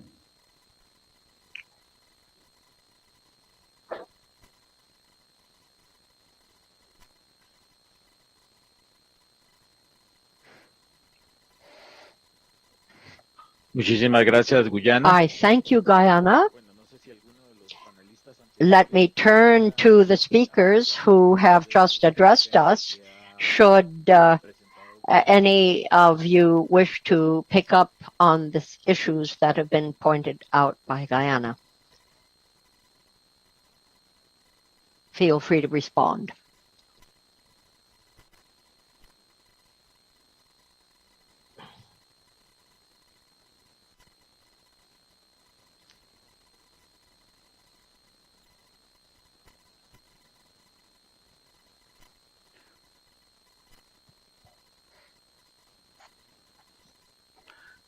tal vez para ir dando respuesta a algunas de las interrogantes. In order to get the ball rolling with regard to the important issues that Guyana has pointed out, the question of the digital divide is a very hot button issue. Certainly in my country it is, and this has come painfully to the fore, might I add, in the pandemic, because the blunt truth is not everybody has access to the internet. The connectivity that is the sine qua non here is simply not there.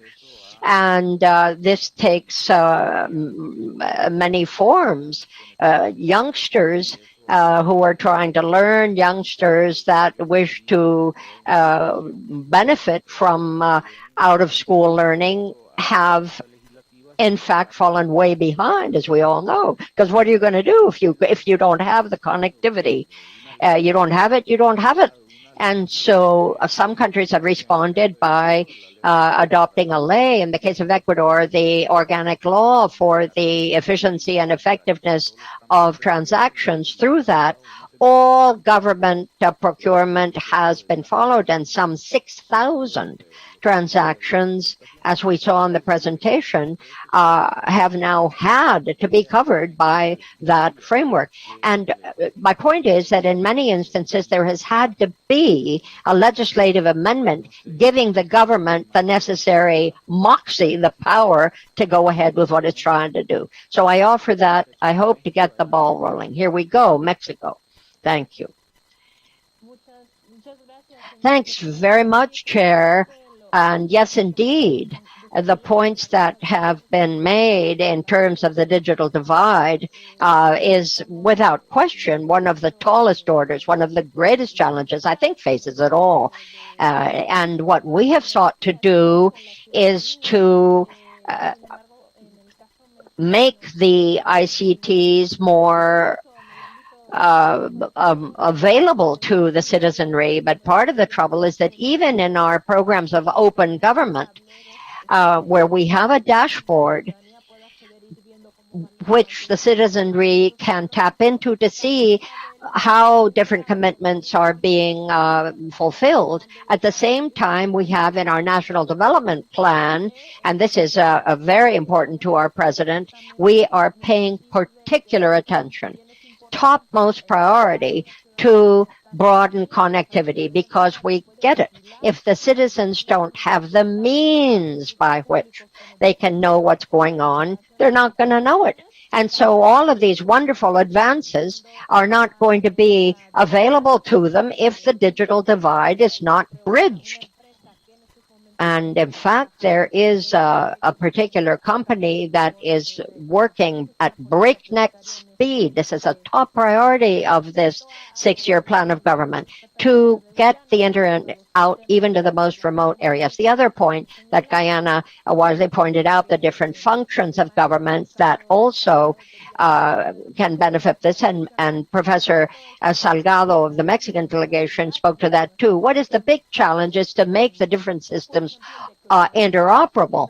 Declaranet, for instance, is one of our important online systems, which serves as a bedrock for this interoperability. In our case, the national digital platform, particularly for filing your income tax.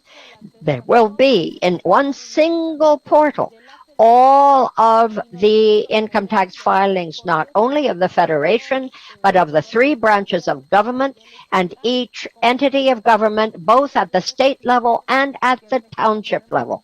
Need I tell you, this is a huge order and a huge headache. But I'm happy to tell you we're off to a terrific start, and we're determined to see it through.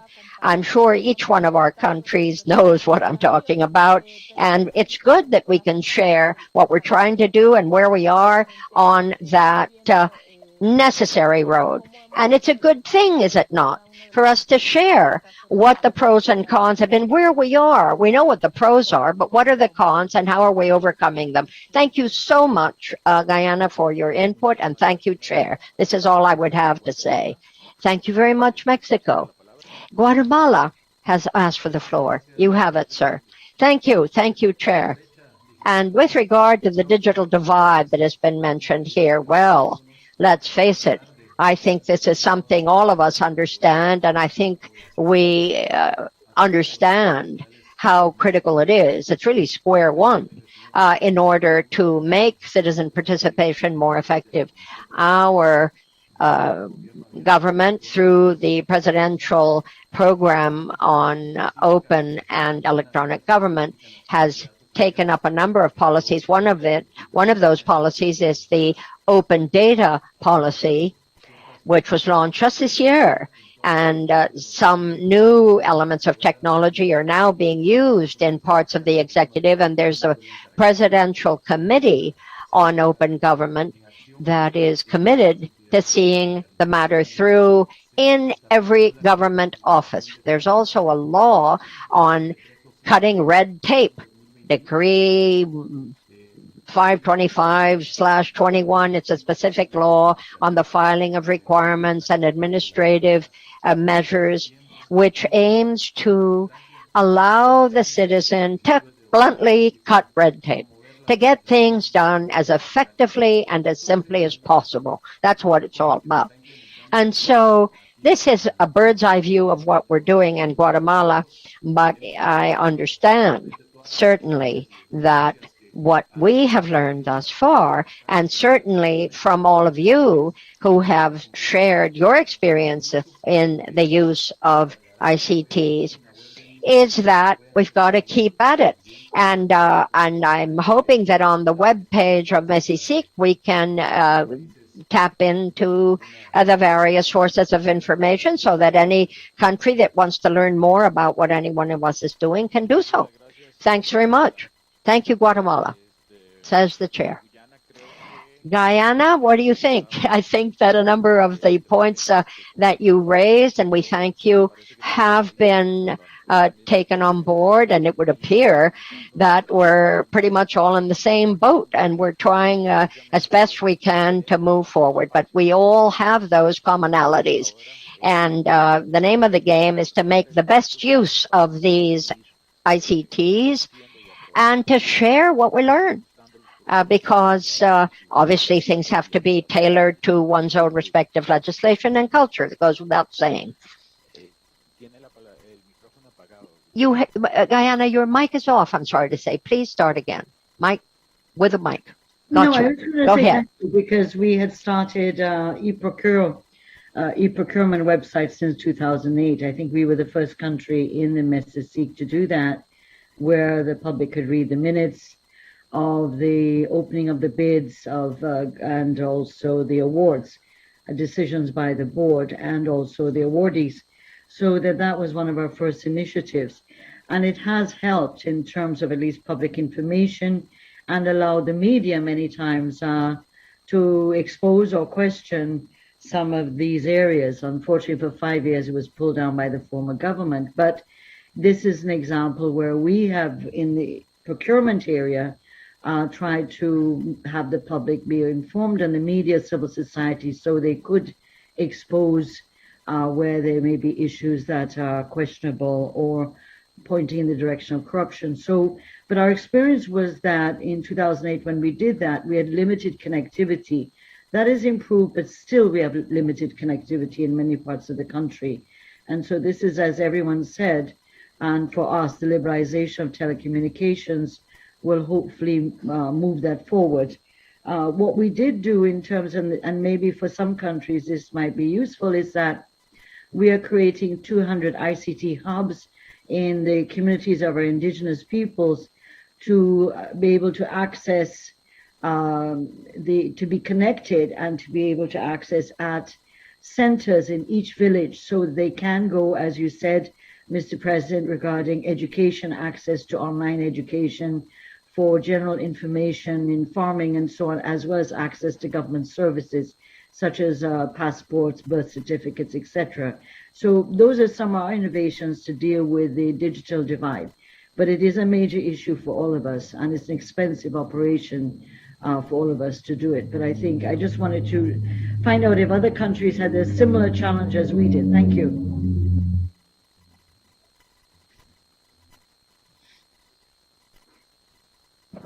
Muchísimas gracias, Guyana. Thank you very much, Guyana.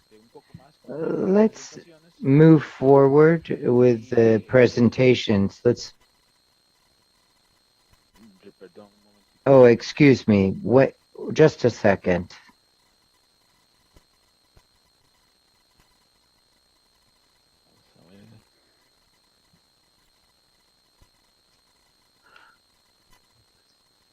Tal vez. Perhaps. I've been informed by the Secretariat to continue.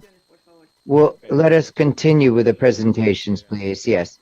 So that's what we'll do. Now let us give the floor at this time to the representative of Peru to make its Peru's presentation. Thank you very much, Chair, and greetings to the experts. We're almost coming in the final stretch of the schedule. I'll try not to go on too much. I'm not going to use my presentation. I'm just going to speak.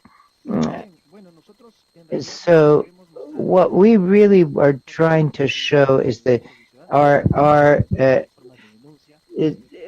virtual one-step shop platform, as we have created a standard in our country that the corruption alerts is absolutely key. Whistleblowing is key in our country. With the different diagnostic assessments that we've done, we've come up and found that this is one of the aspects that we have to overcome. And when we talk about alerts, we're talking about the different channels where these alerts arise, but we don't talk a lot about how to manage these corruption alerts that are given by different citizens. Another problem we have is that there's a limited capacity to internally manage this.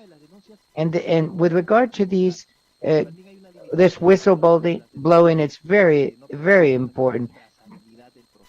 Often we can't trace what's trace back to the origin, to locate where it is, and also the deficient referral mechanisms as well, and coordination and interinstitutional cooperation. When it comes to citizens, there's a lot of confusion about where to file a corruption alert. So insufficient information about the status of these reports, and insatisfaction of negative perception on the capacity to manage this at the agency.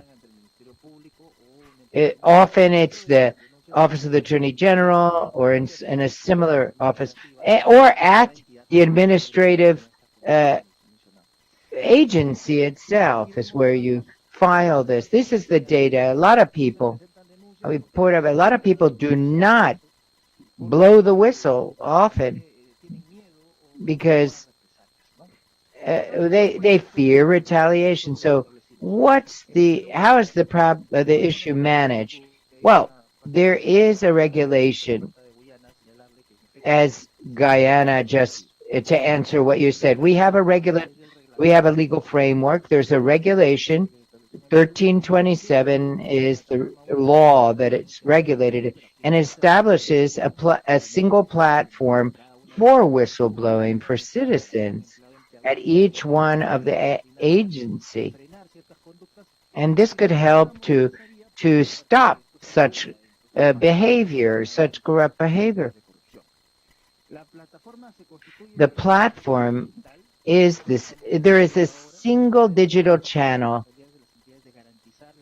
and each agency has to ensure interoperability of these processes, but also traceability has to be ensured. This includes protection of the whistleblower. The objectives is to standardize the process of managing these complaints, to ensure traceability,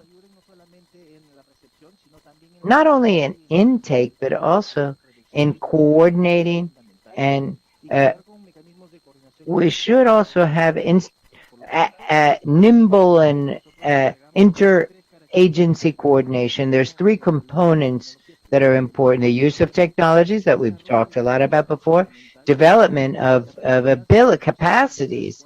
If the tools aren't used properly, this leads to trouble, and then raising awareness. So I'm going to show you the virtual one-stop shop platform. It has several sections. One is for citizens.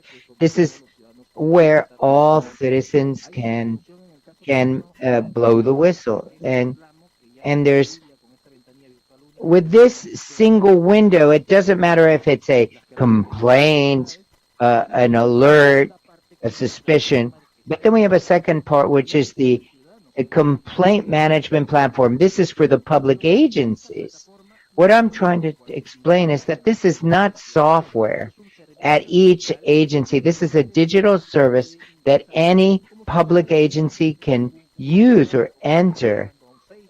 So it's like using Facebook. We have this service, and it's characterized by these issues. It's easy, safe, and effective. And we have quite streamlined processes. You get in, you can put the information about the alert, and then we have a code, as other countries have said, which allow follow-up with a unique code. We focus specifically on the alert. You fill out a form for your alert, corruption alert. Often we ask for the identity of the person, name, telephone number. We don't. We begin with a description of the act that they are reporting. This is protection of the person. We're not asking for personal data or anything, and we give them the option if they want to do this anonymously or not. And then we assign a code, a unique code, and this allows them to follow up and track what is being done. And nobody knows the identity of this person. And this communication is not in real time. It can be deferred, because we, citizens, usually we're used to doing it during business hours, Monday to Friday. That's when people usually are working, and that's the way it was in in-person life. But now, it's 24 hours a day, 7 days a week that you can do this. The second part, the management of these reports. We have a flow chart here that explains how it works. We have interinstitutional coordination offices who engage in follow-up, verification, communication, and then to wrap up, there is access to an organized mailbox that has several functions, and follow-up can be conducted, and they can view what's going on, and referral to how the case was referred to different public agencies as appropriate, and what official letters were issued and sent with regard to the report. And the second component is the training module. We have to develop capacity to be able to make this successful. And then dissemination campaigns. This is everything I wanted to say. I thank you for your attention, and I am willing and able to answer any questions you may have. Thank you very much, Peru. Dr. Eloy Monive, no question. The digital platform for these reporting these acts of corruption is important in every country. As mentioned by the presenter, it has to be simple and effective and safe, because it makes it easier for people, because there's complicated platforms that are not user-friendly, so to speak, and it cause trouble. And also the report itself, the form. And if it's improperly dealt with, it it disseminates a feeling of impunity in society. Thank you, Peru. And now we give the floor to Trinidad and Tobago.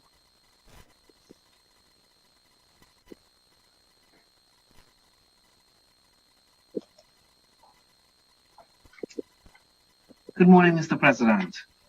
I would like to once again express my gratitude for the opportunity to represent Trinidad and Tobago as lead expert on Messisic. Trinidad and Tobago has embraced the use of new information and communication technologies in an effort to prevent, combat corruption, especially in the circumstance of COVID-19, the global pandemic. It is heartwarming, honestly, Mr. President, to see the similarities in the presentations that have gone before and to see the trends that all our nations are taking. We truly can learn a lot from each other because we are undertaking very similar initiatives. The government of Trinidad and Tobago has launched essential e-services within several ministries, which allows citizens of Trinidad and Tobago to have ease of access to public sector services. The Office of the Attorney General and Ministry of Legal Affairs has been a forerunner in the adoption of ICT to improve the provision of its services to the public. The Office of the Attorney General and Ministry of Legal Affairs has implemented a series of e-services portals which allow the public to engage in a multitude of services. This transition to the use of an ICT system can be seen as an operational measure to enhance effectiveness in information sharing, interagency coordination, collection and use of relevant data in relation to specialized authorities, and to reduce the risk of corruption by public officials in accordance with Article 36 of the Convention.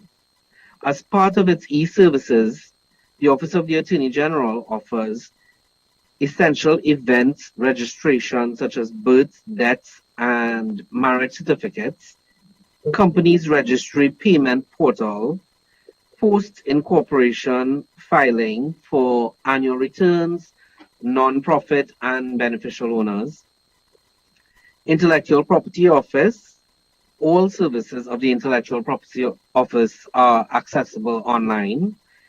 Trademark searches, for example, IPO, payment system, land registry, and land registry filing. These e-service options were implemented as a means of enhancing the efficiency and transparency of the public services provided by the Registrar General's Department within the ministry to facilitate better interaction with citizens. The reduction of face-to-face interactions between citizens and public officers limits any possible discretion and gateways to corruption from the application to approval process. Further, some of the e-information can be accessed by law enforcement, particularly beneficial ownership information filed at the company's registry, collated using an IT platform within the registrar's department, is accessible by law enforcement for possible use in investigations of companies in Trinidad and Tobago. Secondly, the e-tax service, Inland Revenue Division, Ministry of Finance. The e-tax portal created by the Inland Revenue Division in the Ministry of Finance was implemented to allow individual taxpayers to manage their tax accounts online. By accessing the e-tax website in any standard web browser, taxpayers can register to view their accounts, file returns, check refund status, and correspond with the Inland Revenue Department. E-tax is safe, secure, easy, convenient, and most of all, free. Further to the e-tax platform, the e-tax platform allows an individual to authorize a tax practitioner or accountant to access personal accounts. Companies or clients' accounts can be managed through external access to the e-tax platform. By eliminating long lines and difficulties in filing taxes or receiving returns, postal delays, difficulties in tracking returns, and long processing times, the e-tax portal ensures that members of the public now have ease of access to taxation services in Trinidad and Tobago. Moreover, the e-tax portal can be used as a tool to combat corruption as it is a convenient, reliable, and secured service. Users are advised not to give their account number and user information to strangers. Users have access 24 hours a day, 7 days a week. The e-tax portal potentially eliminates any corrupt tax collectors, thus ensuring accountability and transparency of the public office. Additionally, it provides a database of tax information which can be accessed by investigative bodies and other specialized authorities, such as the Financial Intelligence Unit of Trinidad and Tobago, when probing possible cases of corruption. Thirdly, the U-Turn e-service developed by the Ministry of Works and Transport. Under the Motor Vehicles and Road Traffic Act Amendment 2017, traffic matters will only reach the court's list when a motorist decides to contest a ticket or charge and files a notice to contest.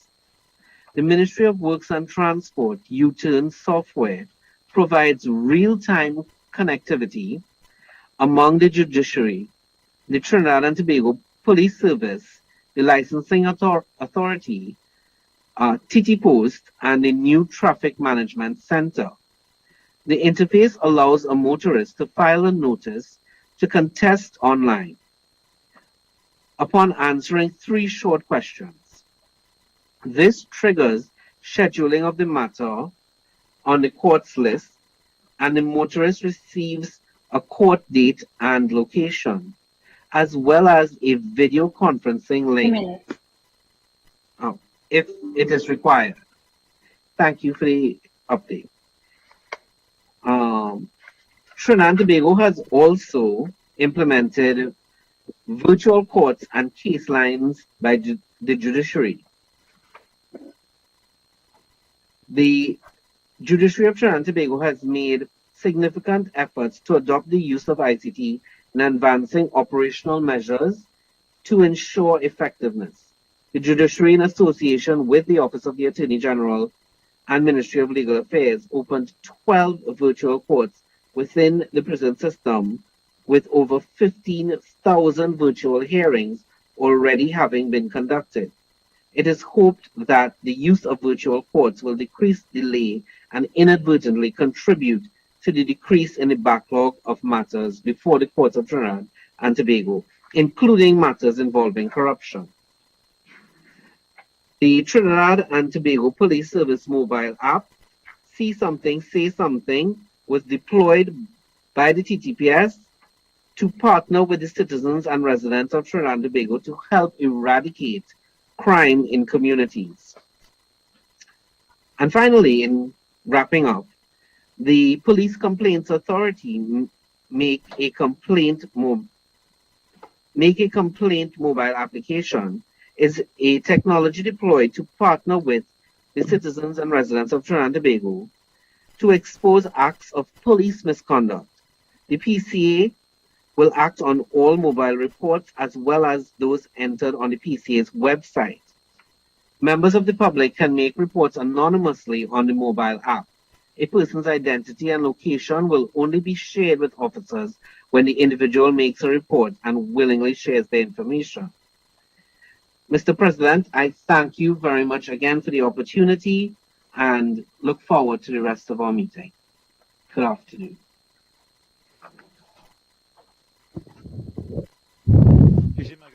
Thank you very much, Trinidad and Tobago.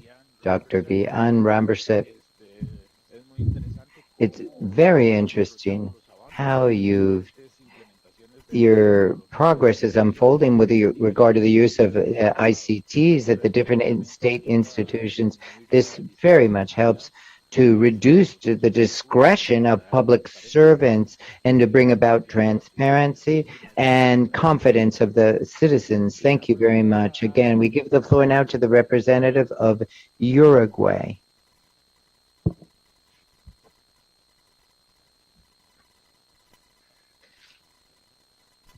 I'm going to need my PowerPoint up on the screen, please. Good morning or good afternoon to everyone once again. Corruption and the utilization of ICTs.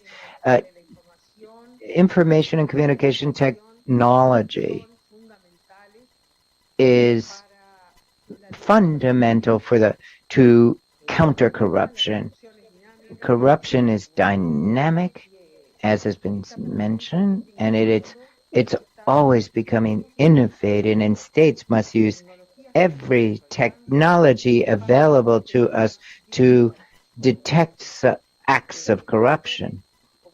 The JUTEP, the Transparency and Public Ethics Board, JUTEP by its Spanish acronym, is an agency that's independent technically since 2016. Technical independence. It's a decentralized agency. This independence is important to be able to act impartially. It's the highest body of oversight in fighting corruption, and among its mission, it receives corruption alerts from about public servants. Next, please. Thus, in March of 2020, our website was launched for processing corruption alerts when actions or omissions are conducted by public service, and when there's violation of dereliction, violations of their duties, dereliction of duty, and when they fail to comply with their compliance in the open government program from 2020, the plan that was launched. Uruguay is in a high position when it comes to corruption indicators.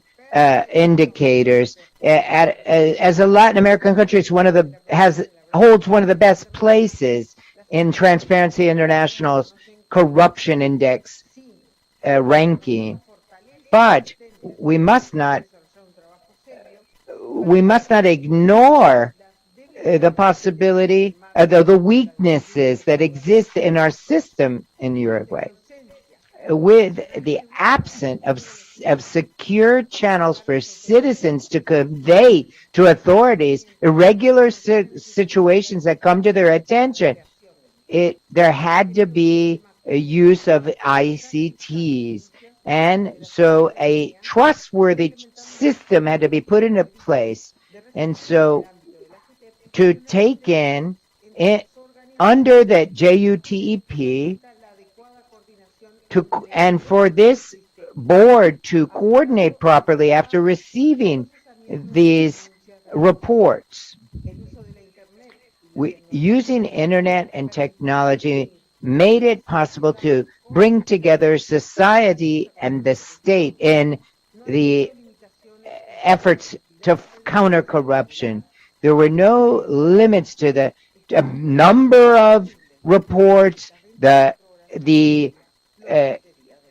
schedule, 24 hours a day, 7 days a week. It could be that we could receive these. With regard to our experience and results of this experiment, is that this shows that the state cannot be passive or indifferent. In other words, citizens in this way now can anonymously report these acts in keeping with a UN Convention Against Corruption. There's been a positive outcome that has fulfilled the proposed goals. That is to standardize this reporting system, to be able to have internal tracking thereof, and that citizens can do so from anywhere in the country through a form. Through this form, we have received reports of senior level public servants of the highest level, that is, being engaged in corrupt practices. We don't discriminate against whether it's a public official or not. We don't take into account the geographic location of the whistleblower because it can be done from anywhere via internet. Next, please. There's a brief description of the reports that have been issued. We can receive them by email or in person as well. But the portal, as I said, has been in effect since March 20th of last year, 2020, when the pandemic, exactly when the pandemic started. Luckily, it was up and running by them. And it has been functioning since then. And we've had in the portal, and by mail, and the portal as well, by mail, 70 reports, or from January to December 2020, and from January to July 2021, 58 reports.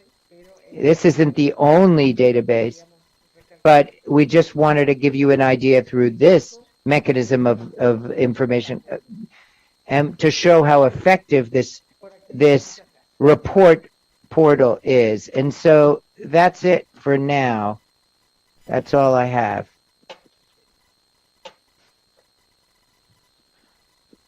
Muchísimas gracias a la Thank you very much, Representative of Uruguay, Dr. Susana Sigmarin. Pretty last name. I hadn't realized how your Signorino, your last name, how beautiful it is. So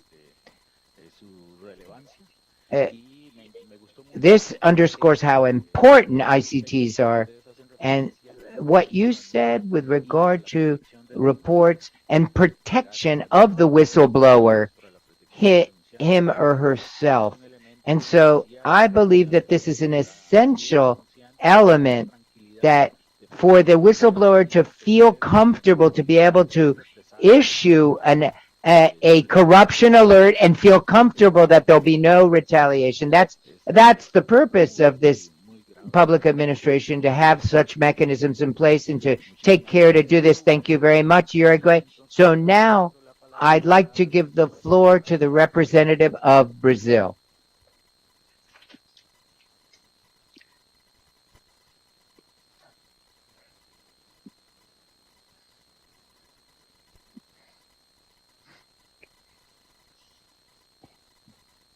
The interpreter regrets we cannot hear the speaker. No mic. The chair, I cannot hear you, Brazil. I wonder whether you could please check your mic. It appears here that your mic is connected, but I'm afraid to tell you we cannot hear you.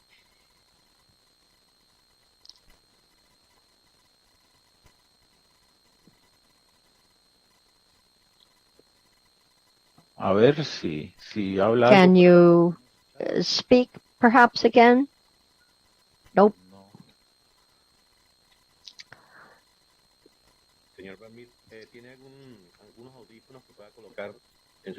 I'm wondering, sir, whether you have any earphones that you could connect into your computer, asks the technical center. Apparently not.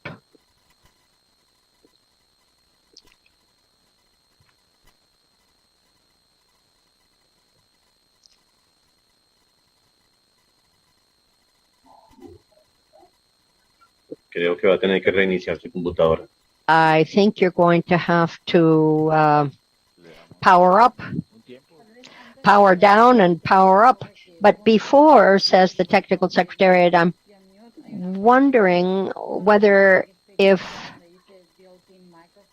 the built-in microphone is not on mute. Let's check that the built-in microphone is not inadvertently on mute, the technical secretariat suggests, and then you need built-in output. That needs to be in the right place.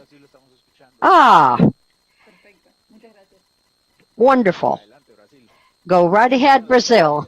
Well, a very good morning to all, and greetings from Brazil.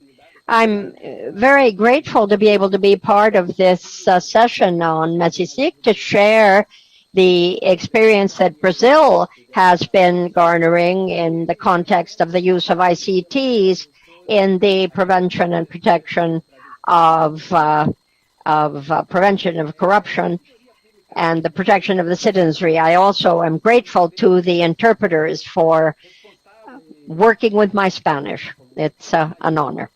So let me tell you, we in Brazil are hard at it, trying to improve our services and to promote and protect the procedures that we understand are necessary to the well-functioning of these basic services. In Brazil, citizen alerts are constantly received by the offices of the Ombudsman, the ouvidorias, as they're known in Portuguese, the interpreter mentions. And this, in fact, is to the tune of more than 3,000 such centers where that kind of support is offered. And the program Fala Brazil, the Speak Out Brazil program, is the one that frames this. Go right ahead. Next slide, if you'd be so kind.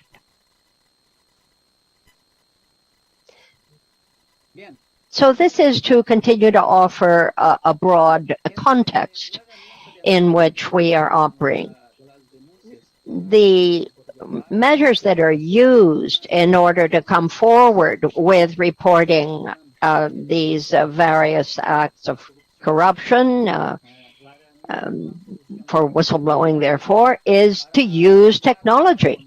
It's the ICTs that we have found precisely to be really of the essence in dealing with the vast volume of data, and particularly as relates to the reporting of corruption. Our FADO program, it falls under the Attorney General's Office of the Union, of the Brazilian Union, and as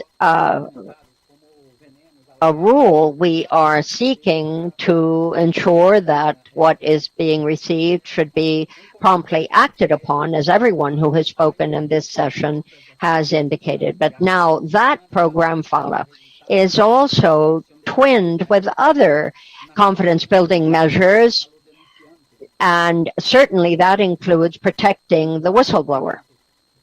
Next.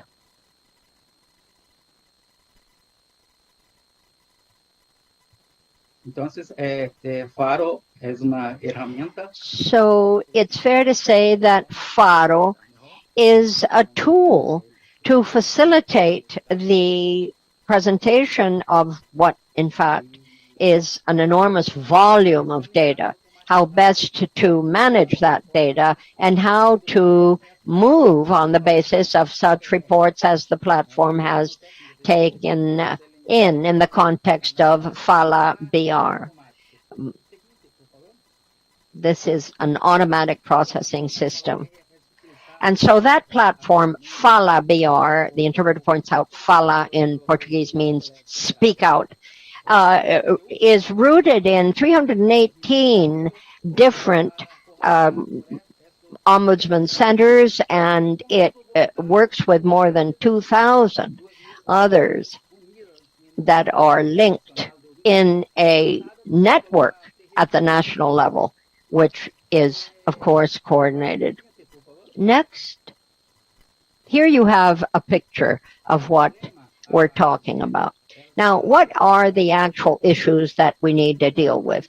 Well, bluntly, it's ensuring that the ombudsman agents, that is, the ombudsmen and women, have the necessary wherewithal to move forward with an investigation.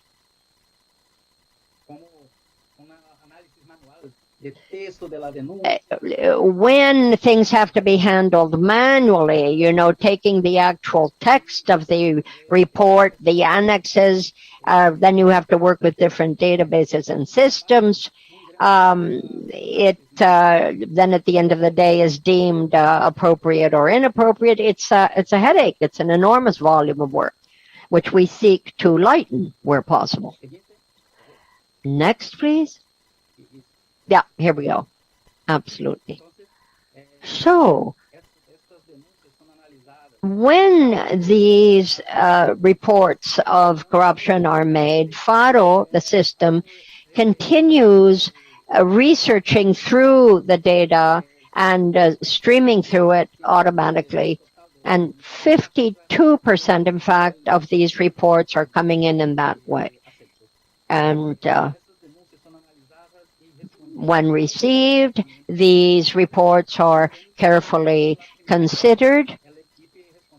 And of course, the team responsible for it on the front line will obviously look into the portal and deal with what can be processed and moved on. So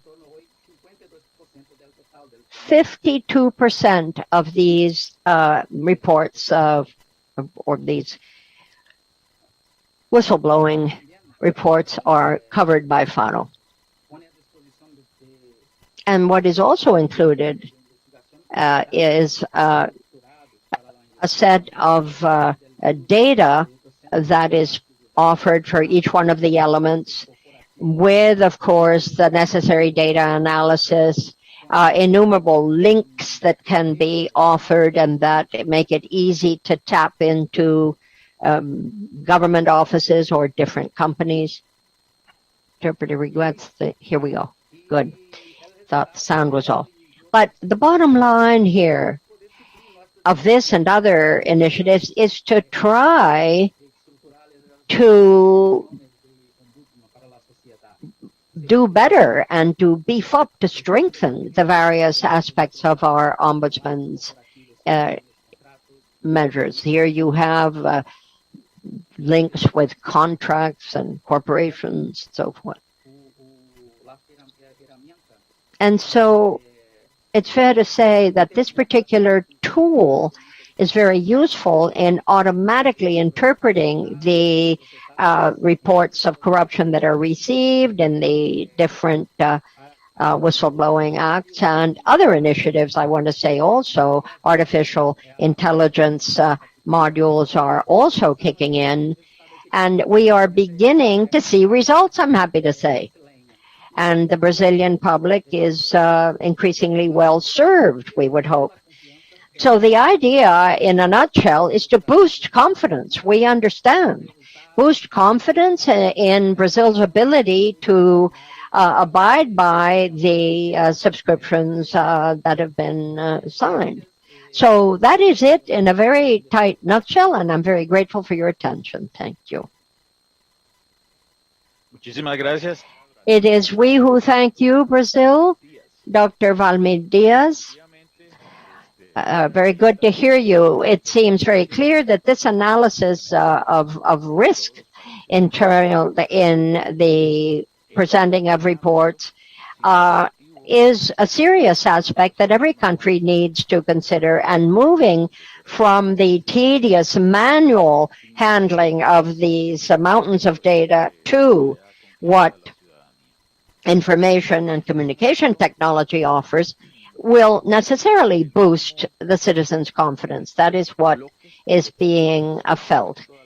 And so with that, ladies and gentlemen, we now open Trinidad, Tobago, Uruguay, and Brazil's statements. So any person wishing to raise a question or offer a comment can be free to do so. I just ask any potential speaker to indicate to whom that comment is addressed.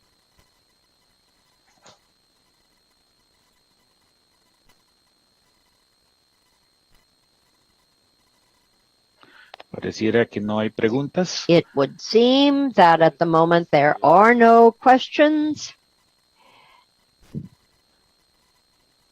Con esto, entonces estaríamos. So, friends, this wraps up the special session on the experiences, the developments and lessons learned, and the focus on information and communication technologies to combat corruption. Very grateful to each of the countries that offered presentations. We know how valuable they are to all the listeners because we learn from each other. And very, very grateful to all of you who also participated and enriched this session for your comments and your questions. All of this is, I think, to the common good. And that is the name of the game. So with this, ladies and gentlemen, we close the morning session.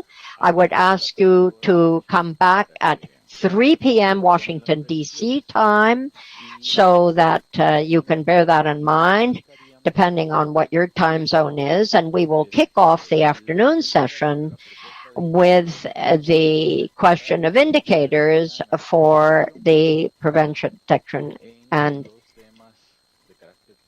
better understanding of acts of corruption in the criminal area.